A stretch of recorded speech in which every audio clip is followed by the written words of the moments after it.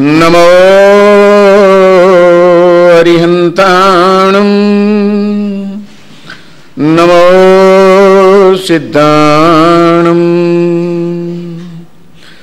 नमो आयर्याणं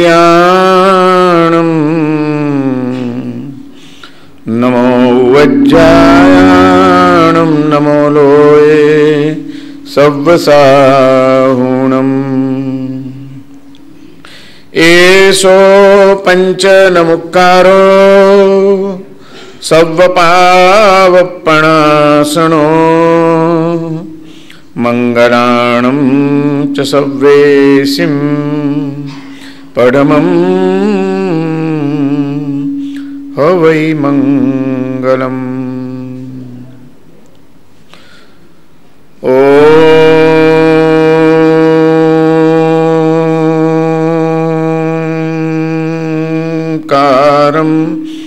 बिंदु संयुक्तं नित्यं ध्यायन्ति योगिनः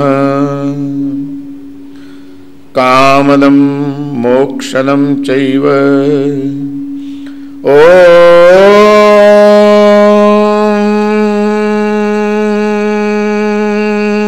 ओंकाराय नमो नमः। अज्ञानतिमिरान्धानां ज्ञानाञ्जनशलाकया नेत्रमुन्मीलितं येन तस्मै श्रीगुरवे नमः। या देवी स्तूयते नित्यं विबुधैर्वेदपारगै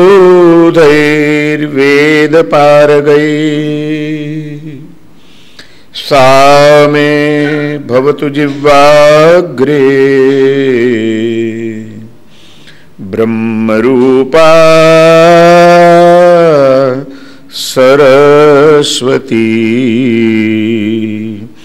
ब्रह्मरूपा सरस्वती।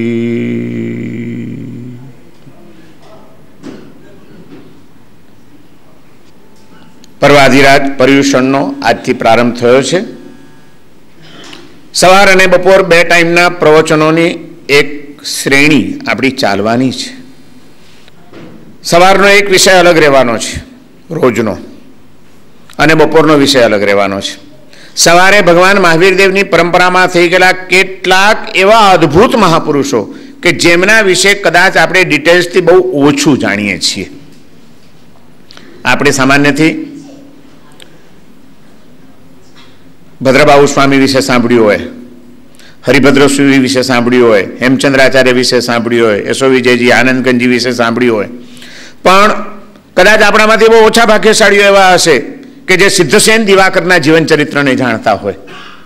વૃદ્ધવાદી સુરી જે સિદ્ધસેન દિવાકરના પણ ગુરુ હતા, એ કેટલા ઊંચી કક્ષાના સાધક હતા। સરસ્વતીની સાધના એમણે કેવી રીતે કરી, એમને કેવી રીતે સરસ્વતી પ્રત્યક્ષ થઈ અને એના દ્વારા જીન શાસનના કેવા અદ્ભુત પ્રભાવના એમણે કામો કર્યા છે, એ વૃદ્ધવાદી સુરીને આટલામાંથી કોણ જાણતું હશે? આપણે સિદ્ધસેન દિવાકરને નથી જાણતા, આપણે વૃદ્ધવાદી સુરી મહારાજને નથી જાણતા। પ્રતિક્રમણ તો આપણે કરતા હશું રોજ, અને રોજના પ્રતિક્રમણમાં સાંજે શાંતિ છેલ્લે બોલાતી હશે, પણ એ શાંતિ સ્તવની રચના જેમણે કરી, નવસ્મરણ જે માંગલિક તરીકે સંભળાવવામાં આવે છે બેસતા વર્ષે સવારે, એમાં ત્રીજા પૌત્ર નામનું જે સ્તોત્ર છે એ સ્તોત્રની પણ જેમણે રચના કરી, એ મહાન મંત્રવાદી, મહાન સાધક અને મહાન પવિત્ર આચાર્ય ભગવાન, જેમની ઉપર અનેક દેવીઓ સાક્ષાત પ્રસન્ન હતી, જેમની સેવામાં રહેતી હતી, એવા એ શાંતિના રચયિતા માનદેવ સુરી મહારાજ ક્યાંના હતા? એમણે શું સાધનાઓ કરી, એમણે શા માટે આ બધી રચનાઓ કરી, એનો ઇતિહાસ કેટલાને ખબર હશે કે ભાઈ શાંતિ શેને માટે રચાણી? પ્રતિક્રમણમાં આપણે તો બોલી જઈએ। એ માનદેવ સુરી મહારાજ, એ સિદ્ધસેન દિવાકર, એ વૃદ્ધવાદી સુરી, આવા બધા મહાન આચાર્યો વિશે તમને રોજ એક પાત્ર લઈશું આપણે, ભગવાન મહાવીર દેવની પરંપરાનું વિશિષ્ટ પાત્ર, જેમણે જૈન ધર્મની કોઈ વિશિષ્ટ પ્રભાવના કરી હોય, જેમણે કંઈક વિશિષ્ટ સાધનાઓ કરી હોય, જેમણે કોઈક વિશિષ્ટ સાહિત્યનો વારસો આપણને આપ્યો હોય, એવા એક એક મહાપુરુષો અને જેમના જીવનમાંથી આપણને કંઈક પ્રેરણાઓ મળે, જીવન જીવવાની કોઈ દ્રષ્ટિ મળે, આપણા પર્વ પર્યુષણ લેખે લાગે, આપણી કોઈક આસક્તિઓ ઓછી થાય, આપણા કોઈક અહંકારો, આપણા કોઈક વેરઝેરના ભાવો આ બધું નિર્મૂળ થાય, એવી પ્રેરણાઓ જેમાંથી મળે એવા 7 મહાપુરુષો મેં નક્કી કર્યા છે. 8મો સંવત્સરીનો દિવસ હશે બારસા સૂત્રનો. 7 દિવસમાં 7 મહાપુરુષોની આપણે યાત્રા કરવાની છે, એમના જીવન યાત્રાને સ્પર્શવાની છે. 8 દિવસમાં કોઈની સાથે કસાયો કરવા નથી, કોઈ જીવ માટે મન બગાડવું નથી. 8 દિવસની અંદર જેટલા સાધર્મિકોની સાથેનો વધુ સ્નેહભર્યો સંબંધ બંધાય બસ એ બાંધી લેવો છે.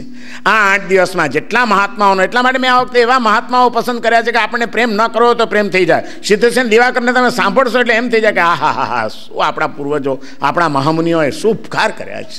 વૃદ્ધવાદી સૂર્યને તમે સાંભળજો, માનદેવ સૂર્યને તમે સાંભળજો, જિંદત સૂર્ય દાદાના તમે જીવનના એક એક પ્રસંગો સાંભળજો, તમને એમ થશે કે શું આ આપણો વારસો, આ આપણા આચાર્યો, આ આપણા મહામુનિઓ આવી આવી સાધના કરી, આવા ત્યાગ કર્યા, કમાલ કરી નાખ્યું, હું શું કરું. આવો ભાવ જાગી જાય અને મહાત્માઓની પ્રત્યેની આપણી ભક્તિ એકદમ પ્રબળ બની જાય. એ પણ પુરુષાર્થ કરવાનો છે. અને બધું કરીને મેં કીધું એમાં સંસારની એવી ઝંઝાળમાં અટવાયેલા છો કે એમાં ક્યાંય શાંતિ મળે એવી છે ખરી સંસારમાં? બહારથી ભલે તમે મોટું હસતું રાખતા હો, ગાલ લાલ રાખતા હો તમાચા મારીને કે પાવડર લગાડીને કે લિપસ્ટિક લગાડીને કે જે હોય તે, પણ હૃદય તમારું હસતું છે રોજ? કોઈ કકડાટ તો નથી ને? કોઈ અસંતોષ તો નથી ને? કોઈ ફરિયાદ તો નથી ને? ક્યાંય કોઈ અજંપો સતાવતો તો નથી ને? રાતના નિરાતની ઊંઘ હરામ થઈ જાય એવું તો કંઈ બનતું નથી ને? એ આપણે આપણા જાતને પૂછવું પડે. એવી વિષમતા વચ્ચેથી આપણે પસાર થઈ રહ્યા છીએ અત્યારે. ચારે બાજુ અનિશ્ચિતતાઓ, વિષમતાઓ, જવાબદારીઓ, છેડા ભેગા કરવાની ચિંતાઓ, પ્રશ્નો ઉકેલવાની સમસ્યાઓ, આ બધામાં ઘેરાયેલો માણસ, એને શાંતિ ક્યાં મળે? જ્યાં કોઈ આધાર ન દેખાતો હોય, જ્યાં કોઈ શરણ ન દેખાતું હોય, ત્યારે માણસને એમ લાગે કે હું તો સાવ અસહાય છું, અનાથ છું. અને એવા અનાથનો નાથ બનનાર જો કોઈ ન હોય તો માણસની જિંદગી બેકાર બની જાય. પણ ગમે એવા અશરણને પણ શરણ આપનાર, અનાથનો પણ નાથ બનનાર જો કોઈ હોય તો એ આ પરમાત્મા છે. જ્યારે આપણને એમ લાગે કે આપણા જીવનની નાવ હવે અથડાવા માંડી છે અહીં તહીં અને ગમે ત્યારે ગમે ત્યાં ડૂબી જાય, ત્યારે પણ આપણી નાવનું સુકાન સંભાળી લેનાર આ જગતની અંદર જો કોઈ હોય તો એક જ છે, જેને કોઈ સ્વાર્થ નથી જગતના પ્રત્યેક જીવો પ્રત્યે એક સરખી અપાર કરુણા છે જેના હૃદયની અંદર. એવા પરમાત્મા એ આપણો હાથ ઝાલવા માટે અને આપણો નાથ બનવા માટે તૈયાર છે. એક કવિએ બહુ સરસ વાત કરી, કિશ્તિયાં કિનારે પે ડૂબ જાતી હૈ, કિશ્તિयां किनारे पे डूब जाती है, ना खुदा जिनका नहीं, ना खुदा એટલે નાવિક, किश्तियां किनारे पे डूब जाती है, ना खुदा जिनका नहीं उनका खुदा होता है, ना खुदा जिनका नहीं उनका खुदा होता है. જ્યારે તમને જીવનમાં એમ લાગે કે હવે મારું કોઈ નથી, કોઈ આધાર નથી, મને કોઈ શરણ આપનાર નથી, બધા પોતાના સ્વાર્થમાં રમે છે, બધા પોતાની ગણતરીમાં રમે છે, બધાના અહંકારો ટકરાય છે, બધાની અપેક્ષાઓ અથડાય છે, ગમે એટલું કરીએ તોય આપણી કોઈ કદર નથી. હૃદય જ્યારે રડવા માંડે ત્યારે રડશો નહીં. રડવું હોય તો એક જ નક્કી કરો, રડવું હોય તો ભગવાન પાસે જઈને રડવું, બાકી દુનિયામાં ક્યાંય રડવું નહીં, ખોટા પ્રદર્શનો કરવા નહીં. શું કરવા આપણી જાતને આપણે રોતડ બતાડવી બીજાને? અરે બીજાની આગળ તો મસ્તીમાં જ રહો. રડવું હોય તો આ એક જગ્યા બસ છે, ભગવાન પાસે જઈને રડી લો, મન મૂકીને રડી લો, અને ત્યાં જ શાંતિ મળશે. તમને એમ લાગશે કે મારો હાથ કોકે ઝાલ્યો. અનાથનો નાથ છે, આ અશરણનો શરણ છે, અને જેનો કોઈ હાથ ઝાલનાર નો એનો હાથ ઝાલનાર આ ત્રણ જગતનો નાથ છે. એના શરણે ગયેલો આત્મા ક્યારે દુઃખી ન થાય. એવા પરમાત્માના શરણે જવા માટે, એવા મહાત્માઓની નજીકમાં રહેવા માટે અને એવા પોતાના આત્મભાવમાં સ્થિર થવા માટેનું આ પર્વ છે. અને માટે એને કીધું કે પર્વાણી સંતિ પ્રોક્તાની બહુની શ્રી જીનાગમે. શ્રી જીનેશ્વર ભગવાનના આગમ ગ્રંથોમાં ઘણા પર્વો બતાડેલા છે, પણ પર્યુષણા સમમ નાન્યત કર્મણા મર્મભેદકૃત. કર્મના મર્મને ભેદી નાખે એવું પર્યુષણા જેવું બીજું એક પણ પર્વ નથી. તમામ કર્મોનો ભૂક્કો બોલાવી દેનારી તાકાત જો કોઈ પર્વમાં હોય, જે પર્વની સાથે જોડાયેલી આરાધનાઓમાં હોય, તો એક પર્વ છે પર્યુષણ મહાપર્વ. આ પર્યુષણ મહાપર્વ એ આપણા તમામ કર્મોના મર્મને ભેદી નાખે, કર્મના કારણોને દૂર કરી નાખે અને કર્મના ઉદયથી આવતા દુઃખોને નાશ કરી નાખે એવી સમર્થ તાકાત ધરાવતું આ પર્વ છે. જેમણે જેમણે પણ આત્માનું સ્મરણ કર્યું, જેમણે જેમણે મહાત્માઓની શરણાગતિ લીધી અને જેમણે જેમણે પરમાત્માના ચરણે જીવનનું સમર્પણ કર્યું, એવા અનેક આત્માઓ અનાથમાંથી સનાથ બની ગયા છે. પણ એ કોણ કરે બધું? આ મને મળેલું જીવન અને મને મળેલો આ અવસર પર્યુષણ પર્વનો એ બહુ મૂલ્યવાન છે. એને મારે એડે ગુમાવવો નથી. આનું મૂલ્યાંકન જેને સમજાયું હોય એ જ આ જીવનનો અને આ જીવનમાં મળેલા આ અવસરનો ઉપયોગ કરી શકે. જેને મૂલ્યાંકન ન હોય એ ઉપયોગ કરે કે વેડફી નાખે. એક ગામમાં એક માછીમાર રહેતો હતો. દરિયા કિનારાની નજીકમાં આવું ગામ, અને એવા ગામડામાં રહે નાનકડો માણસ મચ્છીમાર. રોજ માછલાની જાળ પકડીને જાય દરિયામાં, માછલા પકડી લાવીને વેચે. એક દિવસ સવારના વહેલી ઊંઘ ઉડી ગઈ, 4 વાગ્યામાં જાગી ગયો, તૈયાર થઈ ગયો 5 વાગ્યામાં. તો વિચાર કરો કે હવે ઘરે બેસી રહીને શું કરું, આમે ગરમી થતી તેના કરતાં દરિયા કિનારે કે હવા સારી આવશે. માછલા પકડવાની ઝાડ લીધી, નાખી ખભે અને નીકળી પડ્યો દરિયા કિનારે જવા માટે. એ વિચાર કરો કે દરિયા કિનારે બેસી રહીશ, અજવાળું થાય, સૂર્ય ઉદય થવાની તૈયારી હશે, અજવાળું થશે એટલે ઝાડ લઈને દરિયામાં જઈશ. 5 વાગ્યાનો નીકળી પડ્યો અને થોડીક વારમાં દરિયા કિનારે તો પહોંચી ગયો, પણ અંધારું ધૂપ, કંઈ દેખાય નહીં. એટલે કિનારે બેસી જ રહેવાનું હતું. હવે એમાં છેક કિનારા પાસે પહોંચવા ગયો, ત્યાં એના પગમાં ઠોકર વાગી. ઠોકર વાગી, સરખાની વાગી, એટલે બેસી ગયો, જુએ છે શું વાગ્યું. આ કોઈ દિવસ નહીં ને જોયો તો કોઈ થેલો હતો, પથરા ભરેલો એક થેલો પડ્યો હતો સિમેન્ટનો. વાગ્યું એવું કે હવે વધારે આગળ કળ વળી ગઈ હતી, બહુ તરત તો ચાલવું નહોતું ને પછી પાછું દરિયામાં તો જવાનું છે, અને છેક કિનારા પાસે જ હતો એટલે ત્યાં જ બેસી ગયો.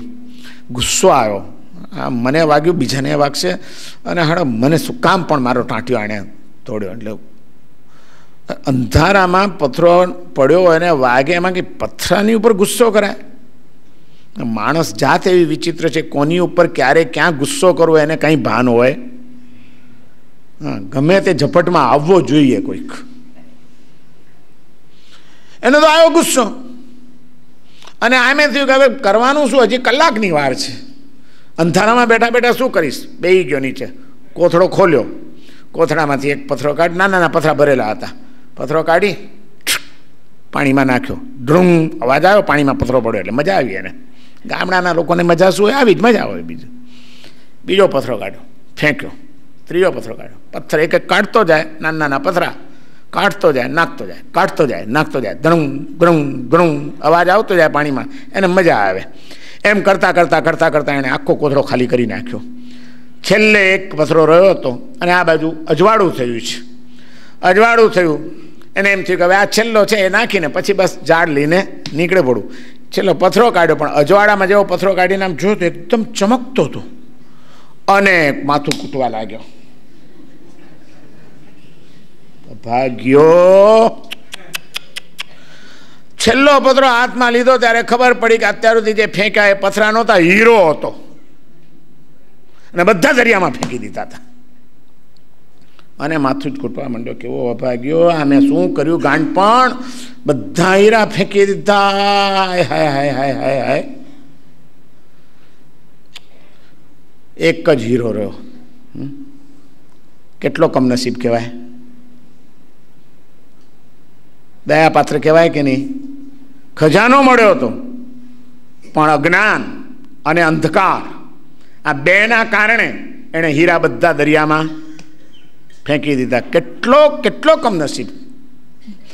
એની ઉપર, એની કમનસીબી ઉપર આપણને વિચાર આવે, એની આપણને દયા આવે પણ એના કરતાં વધુ કમનસીબ ક્યારેક આપણે ન બની જોઈએ એની કાળજી રાખવાની છે. કમસે કમ એની પાસે એક હીરો તો બચ્યો, એક હીરો બચ્યો છે, ત્યારે ઓળખાણ થઈ ગઈ. જિંદગી પૂરી થતાં થતાં પણ મને કોઈક હીરો મળ્યો છે, આ ભગવાનનો ધર્મ મળ્યો છે, આ માનવ જીવન મળ્યું છે, એનું ભાન જો ન થાય આપણને, અને આપણે તુચ્છ સંસારિક પ્રવૃત્તિઓમાં, તુચ્છ વાતોમાં, તુચ્છ વિચારોમાં આ અમૂલ્ય હીરા જેવું માનવ જીવનની અમૂલ્ય ક્ષણો જો વેડફી નાખીએ તો તમને એમ નથી લાગતું કે એના કરતાં આપણે તો ગયા? આપણને મૂલ્યાંકન ખરું મળેલા જીવનનું? અજ્ઞાન એક એવી ચીજ છે કે માણસને ખ્યાલ ના આવવા દે. અને અંધકાર, વાસનાનો અંધકાર, અપેક્ષાઓનો અંધકાર, અહંકારનો અંધકાર અને સ્વસ્વરૂપનું અજ્ઞાન, આ બેના કારણે મહાન પુણ્યના ઉદયથી મળેલું આ અમૂલ્ય માનવ જીવન કે જેમાં જૈન ધર્મની પ્રાપ્તિ થઈ હોય, વિતરાગ જેવા દેવ મળ્યા હોય, એવા જીવનની એક એક ક્ષણ જે એક એક હીરા જેવી છે, એને આપણે ક્યાંક ગુમાવી તો નથી રહ્યા ને? વિચાર કરજો. પર્યુષણ પર્વ આવું આત્મચિંતન કરવા માટેનું પર્વ છે. એક ગામની અંદર એક કુંભાર રહેતો હતો. 10 ગધેડા રાખ્યા હતા. દરિયા કિનારે જવાનું, નદી કિનારે જવાનું, રેતી ભરવાની કોથળાઓમાં, ગધેડા ઉપર નાખવાની અને જ્યાં નંખાવાની હોય ત્યાં નાખી દેવાની, ઓર્ડર હોય ત્યાં. રોજ ગધેડાને લઈને નીકળે, રેતી નાખ્યા કરે સાઈટ ઉપર. એક દિવસ ગધેડાને રેતી લઈને નીકળ્યો હતો. રસ્તામાં એક ચમકતો પથ્થરો મળ્યો એને. એણે જોયો, બહુ સરસ મસ્ત લીસો લઈને ચમકતો પથ્થર હતો, એકદમ ચળકાટ મારતો હતો. એણે વિચાર કર્યો કે આ પથ્થરો સરસ છે, લઈ લઉં, મારા ઘરમાં નાનો છોકરો છે, એને રમવા કામ લાગશે, બિચારો રાજી થશે. લઈ લીધો. છોકરાને આપીશ, રમવા કામ લાગશે એમ વિચારીને લઈ તો ગયો. લઈ જાય છે, રસ્તામાં વળી વિચાર આવે કે આનો છોકરો છે તોફાની, કોઈ ચીજ ઘરમાં ટકવા દેતો નથી, જે તે ગાજ કર્યા કરતો હોય છે. આજનું બધું જનરેશન એવું જ હોય, ચંચળ. એને વિચાર કે આવો સરસ ચમકતો પથ્થરો મળ્યો છે ને આડો છોકરો તો ક્યાંક ને ક્યાંક ગુમાવી દે, ફેંકી દેશે, એના કરતાં આને ગધેડાના ગળામાં બાંધી દઉં તો ગધેડાનું ગરણું બની જશે. એટલે એક દોરામાં નાખીને ગધેડાના ગળામાં બાંધી દીધો. ચાલ્યો, ખુશ થતો હતો. ચલો, ત્યાં સામેથી ગામમાંથી એક ઝવેરી ઘોડા ઉપર બેસીને નીકળ્યો હતો. એ આમ જતો હતો, પેલા ગધેડા આમ આવતા હતા, અને આ ગધેડાના ગળામાં ચમકતો પથ્થરો ઝવેરીની નજર પડી ગઈ. ઝવેરી તરત જ સમજી ગયા કે આ તો હીરો છે, અને હીરો પણ કોઈ સામાન્ય નથી, બહુ કિંમતી ક્વોલિટીનો હીરો છે. પણ આણે ગધેડાની ડોકમાં બાંધ્યો છે, કુંભાર છે, અક્કલ નથી, એને ખબર નથી લાગતી. એટલે એને એમ કહેવાય નહીં કે આ હીરો કેટલામાં આપવો છે. વેપારી હંમેશા હોશિયાર હોય. પેલો ઝવેરી ઘોડા પરથી ઉતર્યો, પેલા કુંભારને કહે છે, એ ભાઈ, આ પથ્થરો કેટલામાં આપવો છે બોલ. હીરો કહેતો તો પેલો કિંમત વધી જાય, આ પથ્થરો કેટલામાં આપવો છે. પેલા એ વિચાર કર્યો કે હાડો, આ કુંભારને બી અને પથ્થરો સમજતો હતો. 8 આનામાં વેચવો છે, 8 આનામાં વેચવો છે. લોભ એક એવી બુરી ચીજ છે કે ભલભલાની અક્કલ ગાયબ થઈ જાય. પેલા ઝવેરી એને કહે છે, એ ગાંડા, પથરાના કંઈ 8 આના હોતા હશે, 4 આનામાં આપવું હોય તો બોલ. પેલા એ વિચાર કર્યો કે હવે 4 આનામાં 25 પૈસામાં મળવાનું શું હતું. આમે હવે ગવર્મેન્ટ બી કેન્સલ કરી નાખ્યું હવે તો, કારણ કે એક અન્નો સંભાળાતો નથી, ત્યાં 4 આના ક્યાં સંભાળવા. એટલે પેલો કે 4 આનામાં આપો. પછી પેલા કુંભારે વિચાર કર્યો કે 4 આનામાં ખોટો નકામો જવા દે, એના કરતાં મારા ગધેડાનું ઘરેણું તો છે, ભલે ને પડ્યો 4 આના ખાતર હું હવે માર નથી આપવો. કે રમાણીયાને એમ થઈ ગયું કે ભલે ના પાડે, કોઈ 4 આના જતા થોડી કરવાનો છે, જરાક આગળ જઈશ એટલે પાછો બોલાવશે કે આવો આવો, કે બોલો બોલો કેટલામાં, એમ કરીને એ આગળ વધ્યો. એની પાછળ બીજો ઝવેરી આવતો હતો. એની નજર પડી ગઈ. એણે પેલાને પૂછ્યું, એ ભાઈ, આ પથ્થરો કેટલામાં આપવો છે. કે એટલે આણે તો પાકું કરી નાખ્યું હતું 8 આનામાં. પેલો વાણિયો સાચો હતો. એ કે 8 આના નહીં, આ લે 1 રૂપિયો, તારા છોકરાની ચોકલેટ આપજે, ખુશ થા, લાવ મને કાઢી આપ. પેલા એ કાઢી આપ્યો. 1 રૂપિયામાં આણે હીરો લઈ લીધો. પેલાને એમ હતું કે હમણાં મને પાછો બોલાવશે, એટલે પાછળ જોતો હતો ને એમાં આણે જોયું કે 1 રૂપિયામાં આણે, એટલે પેલો પાછળ આવ્યો. પાછો આવીને કુંભારને કે મૂરખ, આ તે શું કર્યું? તો કે કાં? એટલે આ પથ્થરોનો તો હીરો હતો, 1 રૂપિયામાં તે હીરો ગુમાવ્યો. ત્યારે પેલો કુંભાર કહે છે કે મૂરખ તો હું નથી, મૂરખ તો તમે છો. મેં તો 1 રૂપિયામાં પથ્થરો વેચ્યો, તમે 4 આના માટે હીરો ગુમાવ્યો. તમને તો ખબર હતી કે હીરો છે, અને 4 આના માટે તમે ગુમાવ્યો. હું તો પથ્થરો સમજતો હતો ને મેં 1 રૂપિયામાં કાઢ્યો છે. મૂરખ કોણ? જેને કિંમત ન હોય ને એને ગમે એવી કિંમતી વસ્તુ મળી જાય, નકામી. આપણને કિંમત છે, આપણને જે કંઈ મળ્યું છે, પંચાંગ પરિપૂર્ણ માનવ તરીકેનું આવું સુંદર જીવન મળ્યું છે, સ્વસ્થ દેહ મળ્યો છે, સંસ્કારી માતા પિતા મળ્યા છે, નાના હતા ત્યારથી જ જૈન ધર્મના સંસ્કારો મળ્યા છે, જીવ દયાના સંસ્કારો મળ્યા છે, પ્રભુ ભક્તિના સંસ્કારો મળ્યા છે, પ્રભુનો માર્ગ સમજાવનારા સદગુરુઓ મળ્યા છે, સરસ મજાના સાધર્મિકો મળ્યા છે, કેટલી અનુકૂળતાઓ કરી આપતો આરાધનાનો બધા જ સગવડો કરી આપતો સંઘ મળ્યો છે. આ બધું મળ્યું છે, મહાન પુણ્યના ઉદયથી મળ્યું છે. એનું મૂલ્યાંકન ખરું આપણને? આપણે આ બધું પથ્થરો સમજીએ છીએ કે હીરો સમજીએ છીએ? પથરા સમજીને ક્યાંક વેડફી તો નથી નાખતા ને. આ બધું જેને મૂલ્યાંકન હશે ગુમાવી નહીં દે. 4 આના માટે હીરો નહીં જવા દે, પથરા સમજીને દરિયામાં ફેંકી નહીં દે. એનું એક એક ચીજનું મૂલ્યાંકન કરશે કે આ ચીજ મળી, આ ચીજ મળી, આ ચીજ મળી છે, તો મારી હવે જવાબદારી છે, મારે કેવી રીતે વર્તવું જોઈએ. હું એક સાધર્મિક તરીકે મને બધા સન્માન આપી રહ્યા છે, સાધર્મિક તરીકે મારી ભક્તિ કરી રહ્યા છે, મારી જવાબદારી વધી ગઈ છે. મારાથી ગમે તેમ બોલાય નહીં, મારાથી ગમે તેમ વર્તાય નહીં, મારાથી ગમે તેવું આચરણ કરાય નહીં. મારે બધાનું રિસ્પેક્ટ રાખવું જ જોઈએ, મારે શાંતિ જાળવવી જ જોઈએ, મારાથી એઠું મુકાય નહીં. સાધર્મિક ભક્તિનું જમણ, અને એમાં જો એઠું મૂકું, બાપરે બાપ. અને એ પણ પર્યુષણ પર્વના દિવસોમાં કેટલા કર્મ બંધ થઈ જાય. લાખો લોકોને ખાવાનું મળતું નથી, ત્યારે એક અનાજના દાણાનો પણ બગાડ થાય. એ બધા જીવોની આપણે અપરાધ કરી રહ્યા છીએ. જીવોનો મારી થાળીમાંથી એઠવાડનો એક પણ દાણો નહીં મળે, એ સંકલ્પ હોવો જોઈએ આપણો. થાળી ધોઈને પીઓ તો બહુ ઉત્તમ. કદાચ ધોઈને ન જ પીવાનું ફાવતું હોય તો ઘસીને એવી ચોખ્ખી કરી નાખો કોઈને લાગે નહીં કે આમાં કોઈક જમ્યું છે. એવી જ થાળી અમે તો મૂકશું જેમાં એક દાણો કોઈને એઠો નહીં મળે. બગાડ કેમ કરાય? સાધર્મિકનો બગાડ કરીએ, બીજા જન્મની અંદર મળે નહીં, ખાવાનું જ ન મળે, ભૂખ્યા રહેવાના દિવસો આવે, એવા કર્મ બંધ થઈ જાય. મારે બગાડ નથી કરવો. ના બાપ, આ પર્યુષણમાં ક્યાં કર્મ બાંધી લઉં નવા વળી પાછા. આ બધું કદર કરવાની જ, આ વિવેક કેળવવાનો છે. ખાલી વ્યાખ્યાનો સાંભળીને ચાલે નથી જવાનું. પર્યુષણ પર્વના પવિત્ર દિવસો સ્વાત્મામાં વસવા માટે, મહાત્માઓની સાથે સત્સંગ કરવા માટે અને પરમાત્માની શરણાગતિ સ્વીકારવા માટે છે. આ 3 તત્વ જો આપણે બરાબર પકડી લઈએ, 3ની સાથેનો જો સંબંધ બંધાઈ જાય તો આ જગતનું કોઈ તત્વ તમને અનાથ નહીં બનાવી શકે. અનાથ બનેલાને પણ સનાથ બનાવવાની તાકાત આ 3 તત્વની અંદર રહેલી છે. અને એ વાત આપણને છેક ભગવાન મહાવીરના જીવનમાં જોવા મળે છે.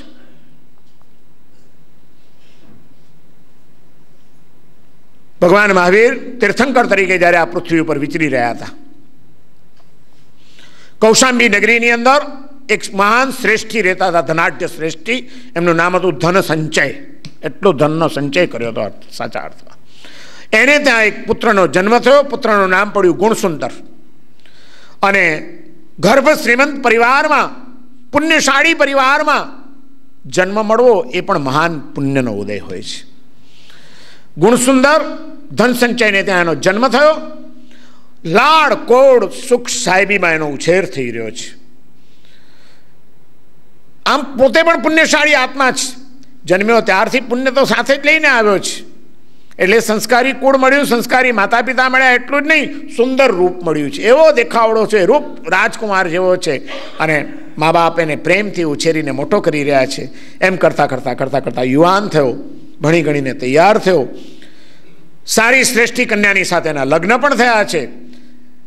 સુખ સાહેબીનો કોઈ પાર નથી, સંપત્તિનો કોઈ મર્યાદા નથી.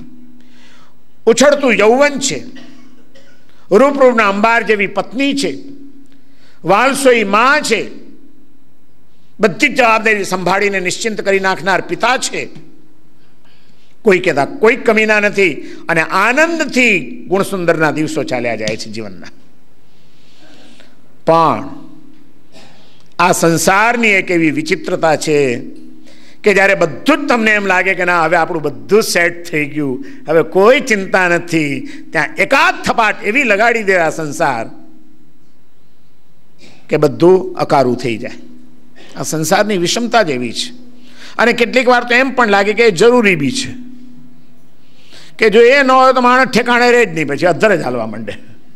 ભગવાનને પ્રાર્થના કરવી હોય તો એક પ્રાર્થના કરજો રોજ કે હે પ્રભુ, તમારી કૃપાથી આનંદ છે, કલ્યાણ છે, બહુ જ શાંતિ છે, પણ પ્રભુ સાચી કરુણા કરીને જીવનમાં એકાદ વખત એવી થપાટ લગાડજો કે ક્યાંય ન રહો.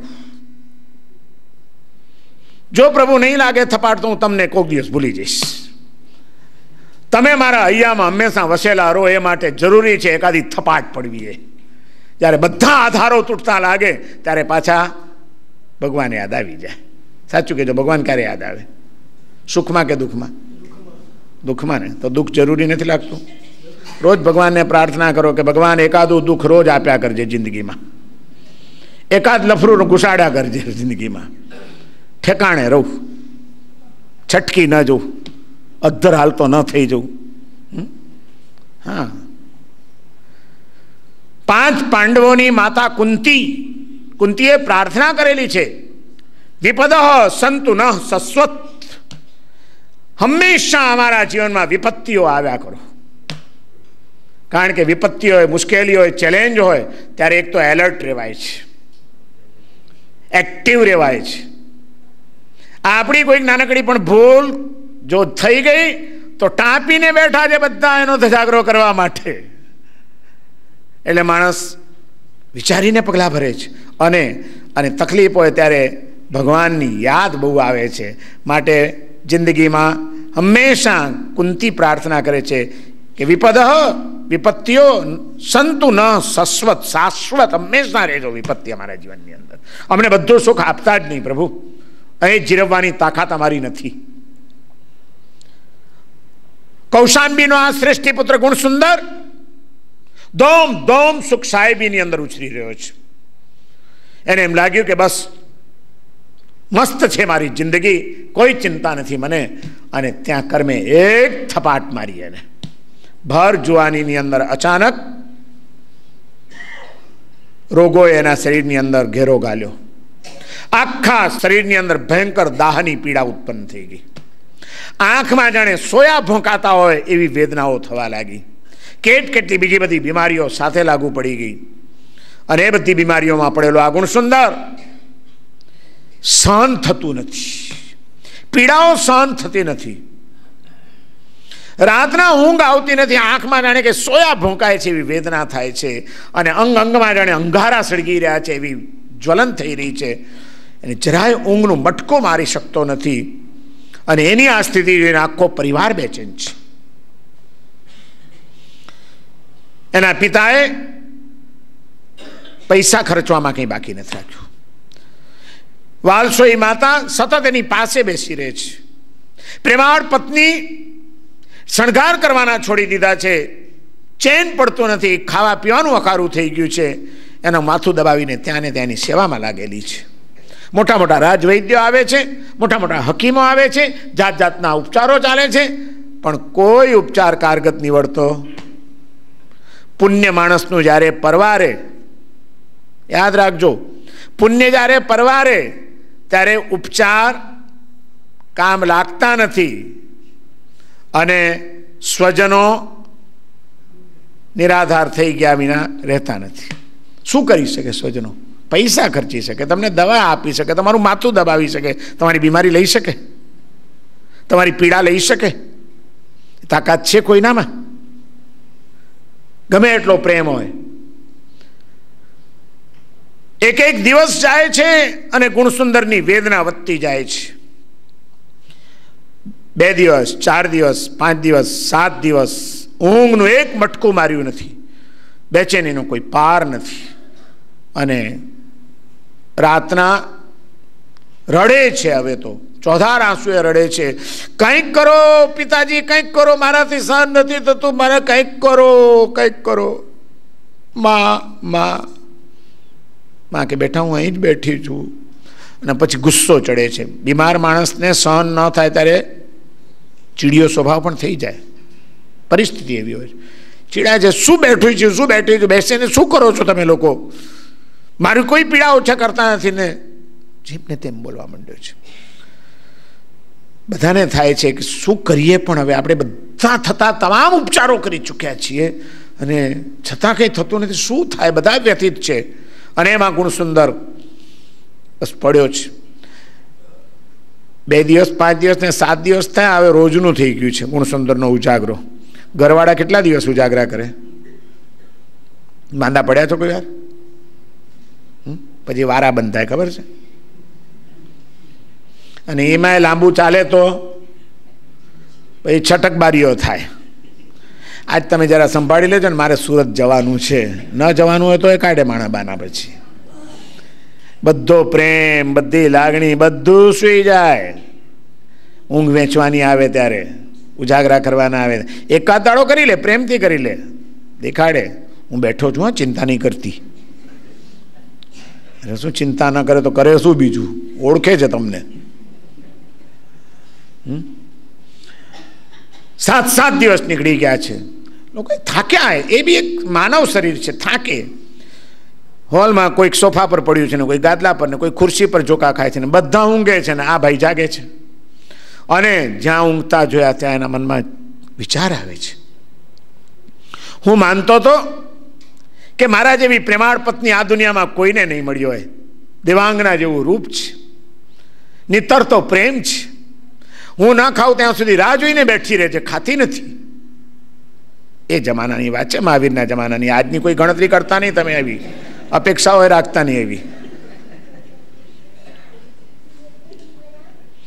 મારી માં, ઓહો, મારી પાછળ ગાંઠી ઘેલી થઈને ચાલે છે. હું માનતો તો મારા પિતાને તો બસ હું જ એક દેખાઉં છું, પણ આજે હું જાગું છું, પીડાઓમાં સબડું છું, દાહમાં સળગું છું, અને આ બધા ઊંઘે છે. બસ ઊંઘી ગયા. અને એ દિવસે એક ઝટકો લાગ્યો. કહું છું ને, ભગવાનને પ્રાર્થના કરવાની જરૂર છે કે એકવાર જીવનમાં જોરદાર ઝટકો આપજો પ્રભુ. બધા બંધનો તૂટી જાય, બધી ખોટી માન્યતાઓ તૂટી જાય એ દિવસે.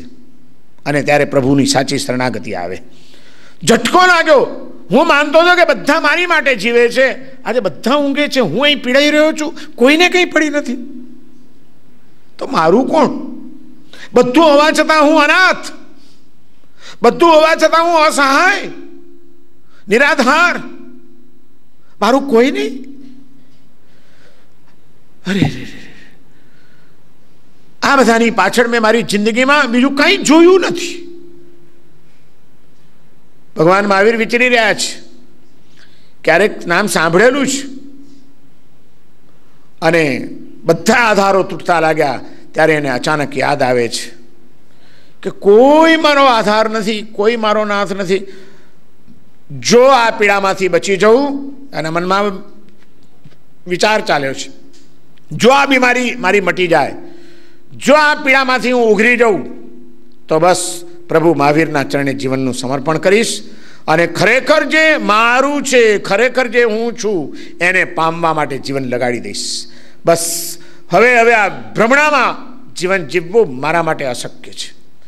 જે મારું નહોતું એને મેં મારું માન્યું, સંપત્તિને મારી માની, આ મહેલને, હવેલીને મેં મારી માની, મારા સ્વજનોને મેં મારા માન્યા, બધું છે એટલે મને કંઈ જ વાંધો નથી, એવી ભ્રમણામાં રહ્યો. આ ભ્રમણાનું ઝાડું તોડી નાખીશ.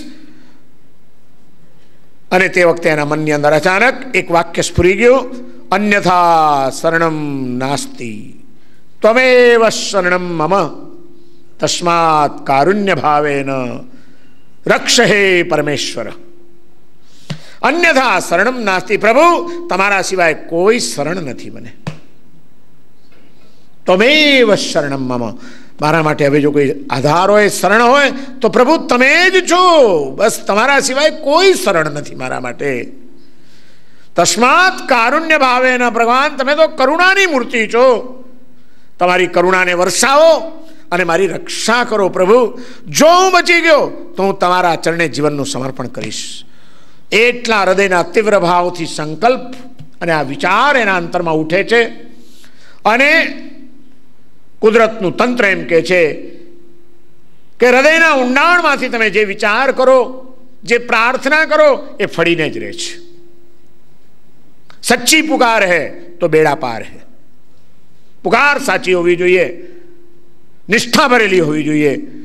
આ ગુણસુંદરના હૃદયમાં અત્યારે એવી વેદનામાંથી જે જાગી છે, અને સાચી પુકાર વેદનામાંથી જ જાગે. જ્યાં સુધી વેદનામાં પીલાઈએ નહીં ને ત્યાં સુધી સાચી પ્રાર્થના એ થતી નથી હોતી. સાચી પ્રાર્થના તો પછી જ થાય છે. અને એ શુભ સંકલ્પનું એક બળ હોય છે. આ સમગ્ર વિશ્વની અંદર એક નિસર્ગનું મહાતંત્ર કામ કરી રહ્યું છે, જ્યાં આગળ વિચારના આંદોલનો પણ એનો પ્રભાવ પાડી રહ્યા છે. અને એ પ્રભાવ વ્યક્તિના શરીર ઉપર પણ પડી શકે છે, એ પ્રભાવ વ્યક્તિના પરિવાર ઉપર પણ પડી શકે છે, એ પ્રભાવ વ્યક્તિના ધંધા ઉપર પણ પડી શકે છે, એ પ્રભાવ વ્યક્તિના જીવન ઉપર પણ પડી શકે છે, અને જગત ઉપર પણ પડી શકે છે. મનની અગાધ શક્તિઓનો ઉપયોગ કરતા જેને આવડ્યો, અનંત શક્તિ છે મનની.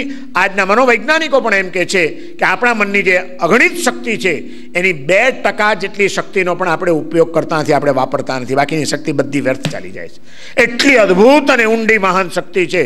દ્રઢ સંકલ્પ સાથે જો એ મનનો એક વિચાર મૂકવામાં આવે તો કુદરતને પણ ઝૂકવું પડે છે. આ ગુણસુંદર અત્યારે દ્રઢ સંકલ્પ મૂક્યો એણે. જો આ વેદનામાંથી ઉગરી ગયો, જો બચી જઈશ તો હવેનું જીવન મારું બદલાઈ ગયેલું હશે. પ્રભુના ચરણે જીવનનું સમર્પણ કરીશ અને આત્માને પામવા માટે સાધનામાં બેસી જઈશ. આ બધું જોઈ લીધું. સંપત્તિની મર્યાદા સમજી લીધી, પરિવારની મર્યાદા સમજી લીધી. મર્યાદાઓ છે. ગમે એટલો પૈસો હોય છતાં એની મર્યાદા ખરી કે નહીં? મોતમાંથી બચાવી શકે એવી તાકાત ખરી? કેટલું બેંક બેલેન્સ સોલિડ ભેગું કરી લીધું હોય તો મરવું ન પડે? સ્વજનો સાથેનો કેટલો મીઠો સંબંધ જાળવી રાખ્યો હોય તો બીમારી ના આવે, અથવા આવે તો એ બીમારી એ લોકો લઈ લે અડધી અડધી. કોઈ ચીજના ભરોસે રહેવા જેવું નથી. જ્ઞાની પુરુષો કહે છે કોઈ ચીજના ભરોસે રહેવા જેવું નથી. આપણે ત્યાં શાસ્ત્રોમાં લખ્યું છે અનિત્યાની શરીરાણી વૈભવો નૈવ શાશ્વત નિત્યમ સન્નિહિતો મૃત્યુ કર્તવ્યો ધર્મ સંગ્રહ. અનિત્યાની શરીરાણી, શરીર અનિત્ય છે. વૈભવો નૈવ શાશ્વત. ગમે એટલો વૈભવ હોય એ શાશ્વત છે એવું માનવાની ભૂલ કરતા ભલભલા સંપત્તિની ટોચ ઉપર બેઠેલા પણ નીચે આવી ગયા છે કે નહીં? અને નીચે બેઠેલો માણસ પણ ક્યારેક ભાગ્ય ચમકી ગયું તો ઉપર પહોંચી ગયા છે કે નહીં? કોઈના દિવસો એક સરખા જાય છે? આજે તમારી પાસે સંપત્તિ છે, એનો સદુપયોગ કરી લો. કાલે હશે એની ખાતરી નથી. આજે તમારું શરીર સ્વસ્થ છે, સાધના જે થાય તે કરી લો. કાલે શરીર સ્વસ્થ હશે એની ખાતરી નથી. નિત્યમ સન્નિહિતો મૃત્યુ. અને મૃત્યુ ક્યારે આવશે એની કોઈ ડેટ નક્કી છે ખરી? ખબર આપણને? એ ભાઈ ફિક્સ કરું કે અહીં સુધી તો નહીં જ આવે. ગમે ત્યારે આવી શકે. ગમે ત્યારે હાર્ટ એટેક, ગમે ત્યારે એક્સિડન્ટ, ગમે ત્યારે બ્રેન ટ્યુમર, ગમે ત્યારે કેન્સર, ગમે ત્યારે પેરેલિસિસ, ગમે ત્યારે બ્લોકેજ. અત્યારે બેઠા છે ને બપોરે કોમામાં ચાલ્યા જઈએ એવું પણ બની શકે. બધું જ થઈ શકે એવું છે. ત્યારે કોના ભરોસે રહેવાનું? જ્યાં સુધી બધું સલામત છે ત્યાં સુધી એનો સદુપયોગ કરી લો. સંપત્તિનો સદુપયોગ કરી લો, શરીરનો સદુપયોગ કરી લો, સમયનો સદુપયોગ કરી લો. ખબર નથી સાંજે આપણે આવા હશું કે નહીં હોઈએ એની આપણને ખબર નથી. અને ક્યારે મોત આવીને ઉપાડી જશે એની કંઈ ખબર પડે છે? અને હાલ્યા જઈશું પછી કેટલા દાડા સુધી યાદ રહેશે તમારી? 12મે દાડે 12મું કરશે ને 13મે દાડે 13મું કરીને 14મું ખાશે. પ્રાર્થનાની સાથે પૂરું. બહુ તો પછી પહેલી એક વાર્ષિક શ્રદ્ધાંજલિ આપી દે. પહેલું વર્ષ પૂરું થાય એટલે છાપામાં આટલો ફોટો આપીને પ્રથમ વાર્ષિક શ્રદ્ધાંજલિ આપે. બહુ સંબંધ હશે તો 10 વર્ષ સુધી આપશે. પણ 1 વર્ષ પછી તમારા મરી ગયા પછી તમારા સગાવાલા 1 વર્ષ પછી મીઠાઈ તો નહીં ખાતા હોય ને? હા, એટલે તો કે 12મું ને 13મું રાખી દીધું કે પછી બધી છૂટ. ગયો પ્રેમ ધોવાઈ ગયો. કોઈએ તમને યાદ બી ના કર્યા અને ધીમે ધીમે તમને તમારી યાદ બી નીકળી જશે. તમારી ને મારી, આપણી બધાની. લોકો યાદ બી નથી કરવાના, ભૂલાઈ જાય છે. ભલા માણસો ભૂલાઈ ગયા. આજે કોણ કોને યાદ કરે છે? થોડાક વર્ષો સુધી નામ યાદ રહે. અને હવેની જમાનામાં તો તમને તો હજી તમારી 3 પેઢીના નામ યાદ આવશે. તમારા છોકરાઓને પૂછજો 4થી પેઢીનું નામ. કોઈ ચીજના ભરોસે રહેવા જેવું નથી, કારણ કે કોઈની કંઈ ખબર પડતી નથી. ગુજરાતના જાણીતા શાયર શેખાદમ આબુવાલા એણે બહુ મસ્ત એક મુક્તકમાં લખ્યું, કંઈ કેટલા ચાલ્યા ગયા અહીં ખબર પણ પડતી નથી. કંઈ કેટલા ચાલ્યા ગયા અહીં ખબર પણ પડતી નથી. કંઈ કેટલા ચાલ્યા જતા અહીં નજર પણ રડતી નથી. કંઈ કેટલા ચાલ્યા ગયા ખબર પણ પડતી નથી. કંઈ કેટલા ચાલ્યા જતા અહીં નજર પણ રડતી નથી. ઓ માનવી, તારા ઐશ્વર્યનું આટલું ગુમાન ન કર. ઓ માનવી, તારા ઐશ્વર્યનું આટલું ગુમાન ન કર. સિકંદર શાહ જેવાની અહીં કબર પણ જડતી નથી. સિકંદર શાહ જેવાની અહીં કબર પણ જડતી નથી. તારું શું રહેવાનું છે? કોના ભરોસે જીવે છે? રહેવા દે ભાઈ, જાગી જા. આ પર્વ પર્યુષણના દિવસો આપણને જગાડવા માટે આવ્યા છે કે જાગો, સ્વાત્માને ઓળખી લ્યો, જીવાત્માઓ સાથે પ્રેમભર્યું મૈત્રી બાંધી લ્યો, સાધર્મિકોને ગળે લગાડી લ્યો, મહાત્માઓની સેવા કરી લ્યો અને પરમાત્માની શરણાગતિ લઈને નિશ્ચિંત બની જાઓ. અનાથનો એ નાથ છે. બીજું કોઈ જે તમને જીવનમાં ઠંડક નહીં આપે એવી ઠંડક કોણ આપશે? જ્યારે ચારે બાજુ બળતરાઓ ચાલતી હશે ત્યારે કોણ આપશે? મરીજે કીધું, મરીજ એમ કે છે કે આંખના નશાની મજા સુરાલયમાં નથી હોતી. આંખના નશાની મજા સુરાલયમાં નથી હોતી અને અમીરી અંતરની કંઈ મહાલયમાં નથી હોતી. મોટા મહેલમાં બેઠેલો અંદરનો અમીરનો હોય, કંગાળ હોય, અને ઘણીવાર નાનકડી ઝૂંપડીમાં બેઠેલો પણ અમીર હોય. આંખના નશાની મજા સુરાલયમાં નથી હોતી અને અમીરી અંતરની કંઈ મહાલયમાં નથી હોતી. અને શીતળતા પામવા હે માનવી તું ક્યાં દોટ મૂકે છે? શીતળતા પામવા હે માનવી તું ક્યાં દોટ મૂકે છે? જે પ્રભુના ચરણમાં છે તે હિમાલયમાં નથી હોતી. જે પ્રભુના ચરણમાં છે તે હિમાલયમાં નથી હોતી. આ ભગવાનના ચરણે જે શાંતિ મળે, જે શીતળતા મળે, જે શક્તિ મળે એ બીજે ક્યાંય મળતી. અને અત્યારે ભયંકર દાહની પીડામાં પીડાતો ગુણસુંદર અડધી રાત્રે એ પરમાત્માના શરણે જાય છે, સંકલ્પ કરે છે અને જુઓ એ સંકલ્પનો હવે કેવો ચમત્કાર સર્જાય છે. પુણ્ય કોઈનું એક સરખું ચાલતું નથી અને સંસાર વિચિત્રતાઓથી ભરેલો છે. ક્યારે કોના જીવનમાં કેવી પરિસ્થિતિઓના આટાપાટા બદલાઈ જાય એનો કોઈ ભરોસો નથી. તે વખતે જો હૃદયથી પરમાત્માને પ્રાર્થના કરવામાં આવે, હૃદયથી એની શરણાગતિ સ્વીકારવામાં આવે અને શુભ સંકલ્પનું બળ મૂકવામાં આવે તો ન ધારેલા પરિણામો પ્રાપ્ત કરી શકાય છે. અને એ પરિણામો આ ગુણસુંદરના જીવનની અંદર આપણને જોવા મળે છે. આ વિચાર કરતો તો અને વિચારમાં ડીપલી એ વિચાર કરતા કરતા કરતા કરતા એની આંખ ક્યારેય મીચાઈ ગઈ ખબર ન પડી. ઘસઘસાટ ઊંઘી ગયો. 7 દિવસથી જેણે આંખનું એક મટકું માર્યું નથી, ભયંકર પીડામાં સબડતો આજે નિરાંતે સૂઈ ગયો છે, ઊંઘી ગયો છે. સવાર સુધી એક સરખી ઊંઘ થઈ ગઈ. એની માં જાગી ગઈ છે, એની પત્ની જાગી ગઈ છે, પિતા જાગી ગયા છે, બધા જાગી ગયા છે. બધાએ જોયું કે ગુણસુંદર સૂતો છે. બધા રાજી થયા. ઘરે ગજબ થઈ ગયો, સારું થયું, આજે આને ઊંઘ સારી આવી ગઈ, કંઈક પીડા શાંત થઈ લાગે છે.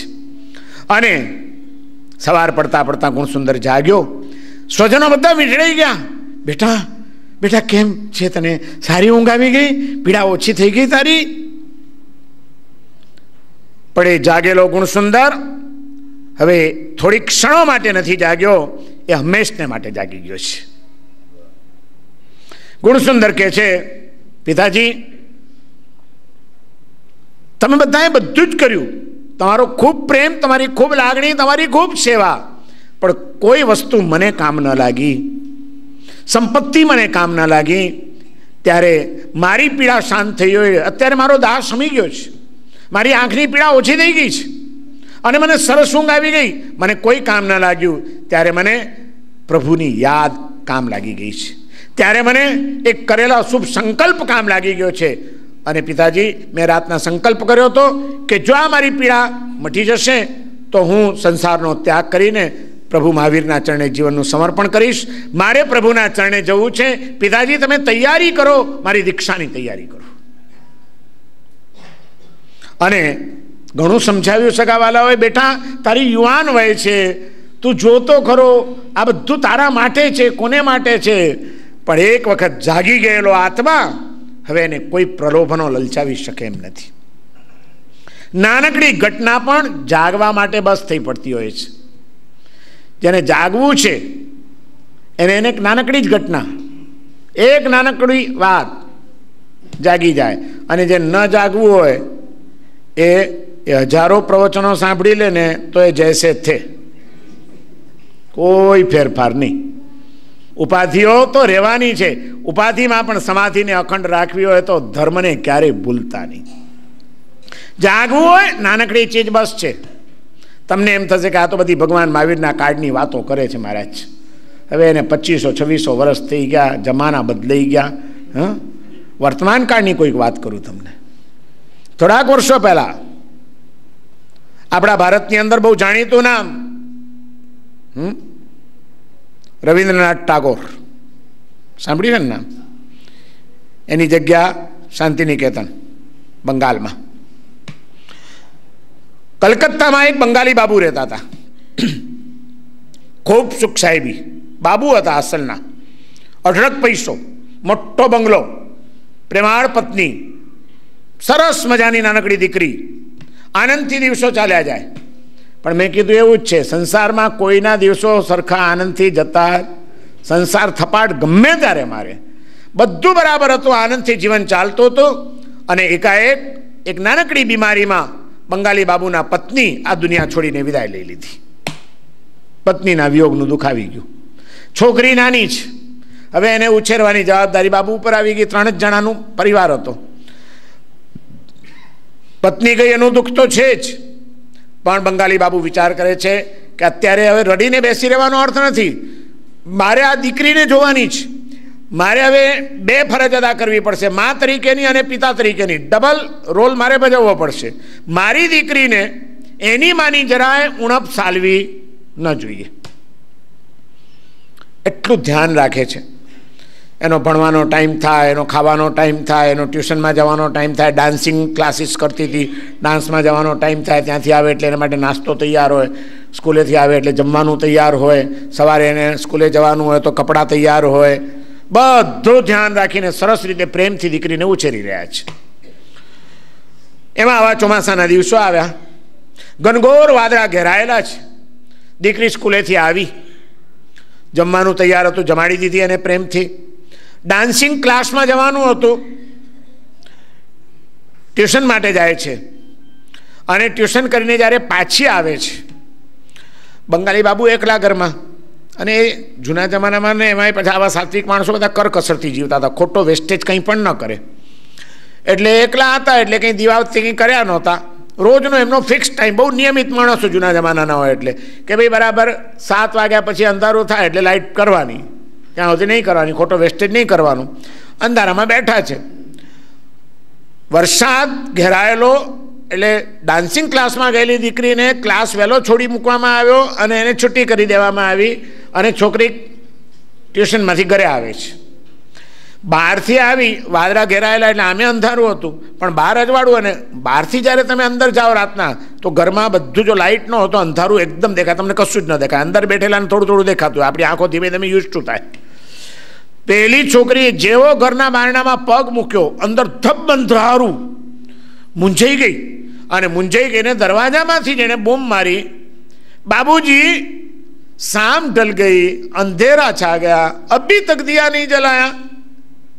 દીકરી એના બાપને બૂમ મારી કે બાબूजी शाम ढल गई, अंधेरा छा गया, अभी तक दिया नहीं जलाया. તરત જ દીકરીનો અવાજ સાંભળ્યો. બાબूजी ઊભા થઈ ગયા, દીવાબત્તી કરી દીધા, દીકરીને અંદર લઈ લીધી, જમાડી દીધી. સુવાનો ટાઈમ થઈ ગયો એટલે એને બરસ પથારી તૈયાર હતી, સુવડાવી દીધી. દીકરી સૂઈ ગઈ, પણ બંગાળી બાબુને ઊંઘ નથી આવતી. દીકરીનું આ એક વાક્ય એના મગજમાં અથડાવા લાગ્યું, बाबूजी शाम ढल गई, अंधेरा छा गया, अभी तक दिया नहीं जलाया. અને બાબूजी ચિંતનમાં ચડી ગયા. મારી દીકરીએ કેટલી મહત્વની વાત કરી દીધી. જીવનની સંધ્યા ઢળી ગઈ છે, મારી હવે ઉંમર થઈ, મારી પત્ની તો ચાલી ગઈ, હવે હું જવાનો ગમે ત્યારે. જીવનની સંધ્યા ઢળી ગઈ છે, શામ ઢલ ગઈ, અંધેરા છા ગયા. યુવાનીમાં આ શરીર જેવું કામ કરતું હતું, ઇન્દ્રિયો જેવી કામ કરતી હતી, હવે એવી કામ કરતી, અંધારું થવા લાગ્યું છે. અભી તક દિયા નહીં જલાયા. અને હજી મેં મારા જીવનમાં કોઈ સાધનાનો દીપક તો પ્રગટાવ્યો જ નથી, કોઈ અનુભૂતિની જ્યોત તો મેં અનુભવી જ નથી. મેં આ શું કર્યું? માત્ર આ બહારની ઝંઝાળમાં મારી જિંદગી મેં પૂરી કરી. મારી દીકરીએ આજે મને વિચાર તો કરી મૂક્યો છે. અને બાબूजी આખી રાત ચિંતનમાં ચડેલા રહ્યા, ઊંઘ ના આવી. સવાર પડતા પડતા નિર્ણય કરી લીધો કે હવે જીવનની દિશા બદલો. પણ દીકરીની જવાબદારી છે, એ પૂરી કરવાની છે. હાઈસ્કૂલમાં ભણી રહી છે. વિચારી લીધું કે બરાબર એનું જલ્દી જલ્દી ભણતર પૂરું થઈ જાય, બહુ જ સારી જગ્યા શોધી એને પરણાવી દઉં, એને વળાવી દઉં, એટલે મારી જવાબદારી પૂરી. પછી મારે મારી સાધનામાં લાગી જવાનું. અને ટૂંક સમયમાં, થોડાક જ સમયમાં દીકરીને બરાબર યોગ્ય સમયે પરણાવી દીધી સારી જગ્યાએ. અને એ બંગાળી બાબુ પોતાની તમામ સંપત્તિનું ડોનેશન એણે રવિન્દ્રનાથ ટાગોરની સંસ્થા શાંતિનિકેતનને ડોનેશન કરી નાખ્યું. અને પોતે પણ કાયમને માટે શાંતિનિકેતનમાં બેસી ગયા. અભી તક દિયા નહીં જલાયા. બસ હવે સાધનાનો કંઈક દીપક પ્રગટાવી લેવો છે. એક દીકરીનું નાનકડું વાક્ય પણ બંગાળી બાબુને જગાડી ગયું. જેને જાગવું હોય ને એને એક નાનકડી ઘટના, એક નાનકડું વાક્ય બસ થઈ પડે. અને ન જાગવું હોય એને ઢોલ વગાડો તો એ ન જાગે, એવા ઊંઘણસી હોય. મહારાજા દશરથ બેઠા છે અયોધ્યાની અંદર, અને એટલામાં એમનો એક દૂત સેવક આવ્યો. સેવા જ કરતો હતો. ખભા બબા મોટી ઉંમર હતી મહારાજા દશરથની, પીઠ દબાવી આપે સિંહાસન ઉપર બેઠા હોય, પાછળથી ખભાને દબાવતો હતો. એમાં એની નજર પડી ગઈ મહારાજાના વાળ ઉપર. એમાં સફેદ વાળ થોડા કોક આવી ગયા હતા. એટલે તરત જ પેલો સેવક કહે છે, મહારાજા દૂત આવ્યો છે. મહારાજા આમ જોયું, કોણ, ક્યાં છે દૂત? એ તો કોઈ નથી. ના મહારાજા આવ્યો છે, આપ કહેતા હો તો બતાડું. તો કે બતાડ. ધીમે રહીને એક સફેદ વાળ કાઢ્યો, મહારાજા દશરથને આપે છે કે આ દૂત આવી ગયો છે સંદેશો આપવા માટે.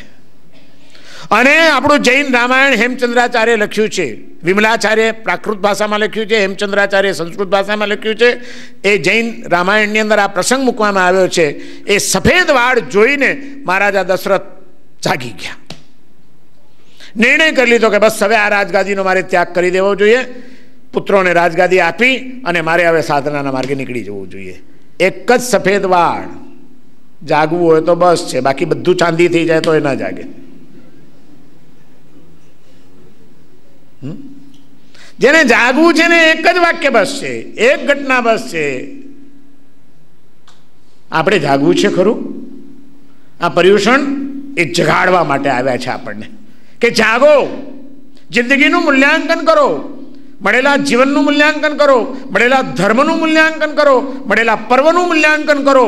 જાગો, શુભ સંકલ્પ કરો, ન ધારેલા પરિણામો તમે પ્રાપ્ત કરી શકો છો. ગુણ સુંદર ગયો ભગવાન મહાવીરના ચરણે જીવનનું સમર્પણ કર્યું. યુવાન વયે દીક્ષા લઈ લીધી અને એ કૌશાંબીનો મહાન શ્રેષ્ઠી પુત્ર આજે એક મહામુનિ બની ગયા છે. એક ઉદ્યાનની અંદર ધ્યાન કરતા બેઠા છે. હવે સ્વાત્માને ઓળખવાની સાધના ચાલુ થઈ ગઈ છે, ધ્યાનમાં બેઠા છે. તે જ વખતે મગધ સમ્રાટ શ્રેણિક ઘોડા ઉપર બેસીને ફરવા નીકળ્યા છે.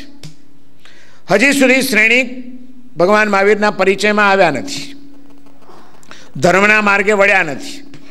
શ્રેણિક મહારાજાનું જીવન બહુ વિલાસી જીવન હતું. એક તબક્કે રોજ એમને દારૂ પીવા જોઈતો હતો. જોજો, યાદ રાખજો, આવતી 24મીમાં તીર્થંકર થવાનો છે આત્મા.